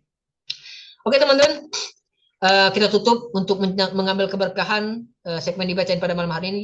Kita tutup dengan doa kafaratul majelis. Subhanakallahumma wa bihamdika asyhadu an la ilaha illa anta astaghfiruka wa atubu ilaik. Teman-teman, saya Hyung Praka pamit undur diri. Saya akhiri wassalamualaikum warahmatullahi wabarakatuh. See you teman-teman, sampai jumpa di pekan depan. Bye.